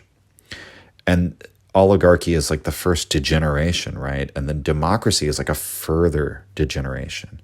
And then mob rule, right? And then eventually that turns into autocracy, which is like a debased, pale imitation of what the age of monarchy used to be. Now, in historical truth, the things that finally and irrevocably changed this state of affairs were some things I've kind of implied before in the first episode of this talk about Coulanges. First, the Roman conquest. Rome, as we all know, would go on to expand outward from Italy, and it conquers Greece, defeats the Gauls, expands all across the Mediterranean. And by the time the Romans turned all of these ancient cities into its subjects, and partly as a result of this, something else had started to happen. The minds of men had begun to change. And de Coulanges puts the question to us, quote, "Could they still believe in the divinities of the primitive ages, of those dead men who lived in the tomb, of those lares who had been men, of those holy ancestors whom it was necessary to continue to nourish with food? Such a faith became impossible. Such beliefs were no longer on a level with the human mind. They still reigned there for a long time. But from the 5th century before our era, reflecting men freed themselves from these errors. They had other ideas of death. Some believed in annihilation, others in a second and entirely spiritual existence in a world of spirits. In these cases, they no longer admitted that the dead lived in the tomb, supporting themselves upon offerings. They also began to have too high an idea of the divine to persist in believing that the dead were gods. On the contrary, they imagined the soul going to seek its recompense in the Elysian fields, or going to pay the penalty for its crimes. And by a notable progress, they no longer deified any among men, except those whom gratitude or flattery placed above humanity." End quote. The new ideas he mentions, which began to emerge as the social and political order was fading, the old order was fading, the ones who bring these ideas to the forefront are some of our old friends, the pre-Platonic philosophers. And so in light of everything we've considered, we shall see that even the most distant figures from modernity, like Pythagoras and Anaxagoras, were radical innovators in respect to the doctrines that came before them. You know, the fact that Pythagoras was also sort of the equivalent of a cult leader perhaps makes more sense in light of reading the ancient cities, since his philosophical positions were akin to, it's like the highest blasphemy in light of the traditional beliefs, right? Because he's promoting these ideas which are basically religious in character and outside of the existing religion. So Pythagoras attacked the idea of the provincial deity, right? He opposed the local religions. He led his followers away from these practices of sacrificing and making offerings to, their regional or local or familial worship. He taught them instead about the supreme being, right? Heraclitus criticized the religious festivals. Remember, he says the revelers wash themselves in blood, and he compares this to people swimming in filth and calling themselves clean. He says that when the Dionysian revelers pass on to the next world, they'll find something that they don't expect. And he claimed for himself knowledge of the truth which no other men had access to. Anaximander conceived of the divine as the aperon, the indefinite, the sort of formless beginning from which all things spring, which is, effectively, a phenomenon prior to all such gods and deities. So Anaxagoras rejects the gods of the Prytaneum, and he refused to fulfill his duties as a citizen, such as fulfilling the office of magistrate. He didn't attend the assemblies. And so, like Socrates, who would follow later, the Athenians had him put to death. Now, speaking of Socrates, after the execution of Socrates by the Athenians, for corrupting the youth with his philosophy and not believing in the gods of the city, his student Plato came to prominence, and later his student Aristotle. And they usher in an entirely new era of Greek society. Now the law is no longer laid down by the heavens, and it's certainly no longer provincial. They're preaching something that's universal and binding on all men. In Aristotle's words, quote, "The law is reason," end quote. It was for this principle that Socrates stood, and it was for that idea that he died. And in addition to all the figures we've mentioned, there were countless philosophers and schools of philosophy which arose and continued this process of challenging and criticizing the old dogma, as well as proposing ideas where, that would have sounded absolutely insane to the founders of these ancient cities, right? And still, in those days, very few people had the education to even be familiar with the work of somebody like Aristotle, right? Very few would even have cause to ponder how, for example, Epicurus had advocated for the wise man to take no part in the city life at all, and to retire from the excessive duties of democracy or the humiliation of living under oppressive tyrants and aristocrats, right?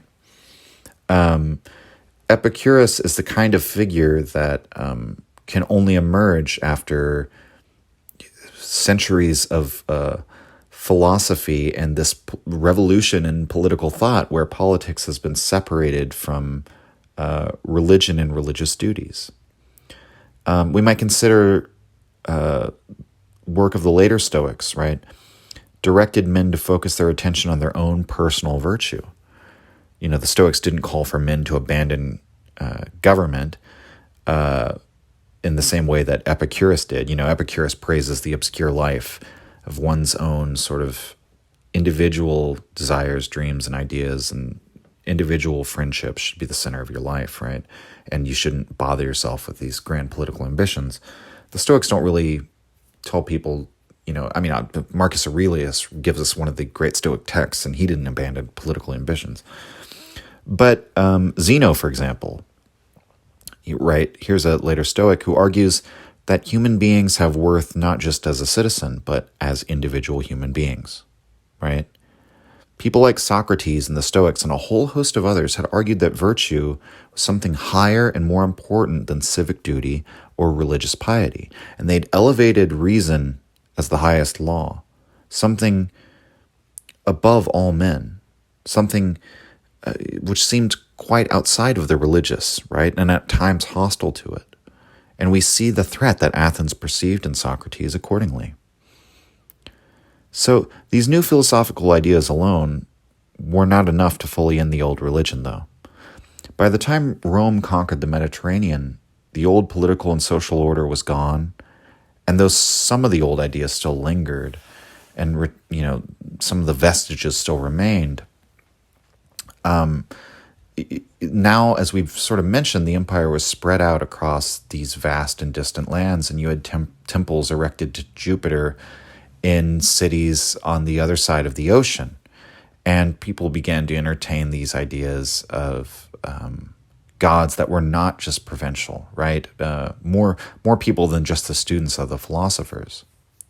But still, as we mentioned, about all these sort of superstitions and traditions of ancient Rome, these vestiges survive. And who knows how long they might have survived had Rome not experienced one of the most important events in human history, the advent of Christianity, which happens within the borders of the Roman Empire.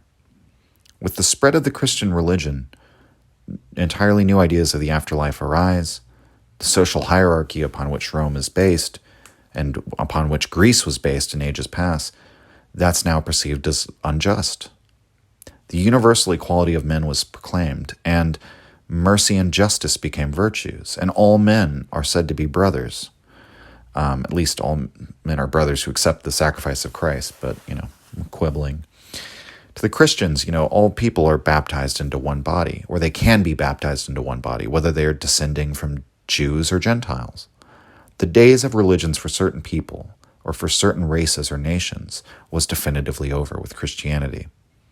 And what's more, Christianity exists in that tradition where it's more than content to allow the political law to develop separately from its own religious dictates. As Jesus says, render unto Caesar that which is Caesar's. And so Coulanges therefore writes, quote, law was independent. It could draw its rules from nature, from the human conscience, from the powerful idea of the just that is in men's minds. It could develop in complete liberty, could be reformed, and improved without obstacle. It could follow the progress of morals and could conform itself to the interests and social needs of every generation, end quote. And so we have those four revolutions that we talked about, the revolution of overthrowing primogeniture, the clients become free, the plebs enter the city, democracies challenge the oligarchies, and then we have the Roman Empire expanding. We have these new ideas of the philosophers. These are sort of like the downstream ideological growths on the soil sort of laid by these social revolutions. And then finally, Christianity. And that crushes all that remains of all the old beliefs and the old belief system. And so Coulanges writes in the final lines of the book, quote, Our study must end at this limit, which separates ancient from modern politics. We have written the history of a belief. It was established and human society was constituted. It was modified and society underwent a series of revolutions. It disappeared and society changed its character. Such was the law of ancient times." End quote. And with that, we're done talking about the unique perspective on the ancient world that's provided by Numa Denis Fustel de Coulanges. I think when we take the time to examine the entire history, the rise and fall of this belief, we gain great insights into who the Greeks really were and how they saw the world and how they might look at us, right? Again, that's my favorite way to approach history. Don't concern yourself, at least primarily speaking, with what you think of them, what judgments you would make about them. When you're studying a historical civilization or culture, try to figure out what they would think of you, right? That's really, I think, the way to inhabit their perspective. And, it's interesting too. It's like when you talk about just the Greeks and what the Greeks were like, right? They didn't have a final and static cultural character. Their entire story is one of movement and the shifting of the political status quo, the modification of these religious ideas, and ultimately the transformation of the human mind and human beliefs, right? This whole story plays out in ancient Greece. And many of these elements were in Nietzsche's study in classical philology of the Greek civilization and the course that it took, very influential on him. And so next week, we're going to talk about an individual figure who lived within the time of these revolutions. We're going to look at Nietzsche's dissertation from Schulpforte on the topic of his favorite Greek poet, Diogenes of Megara. That's all for this week, everyone. Signing off.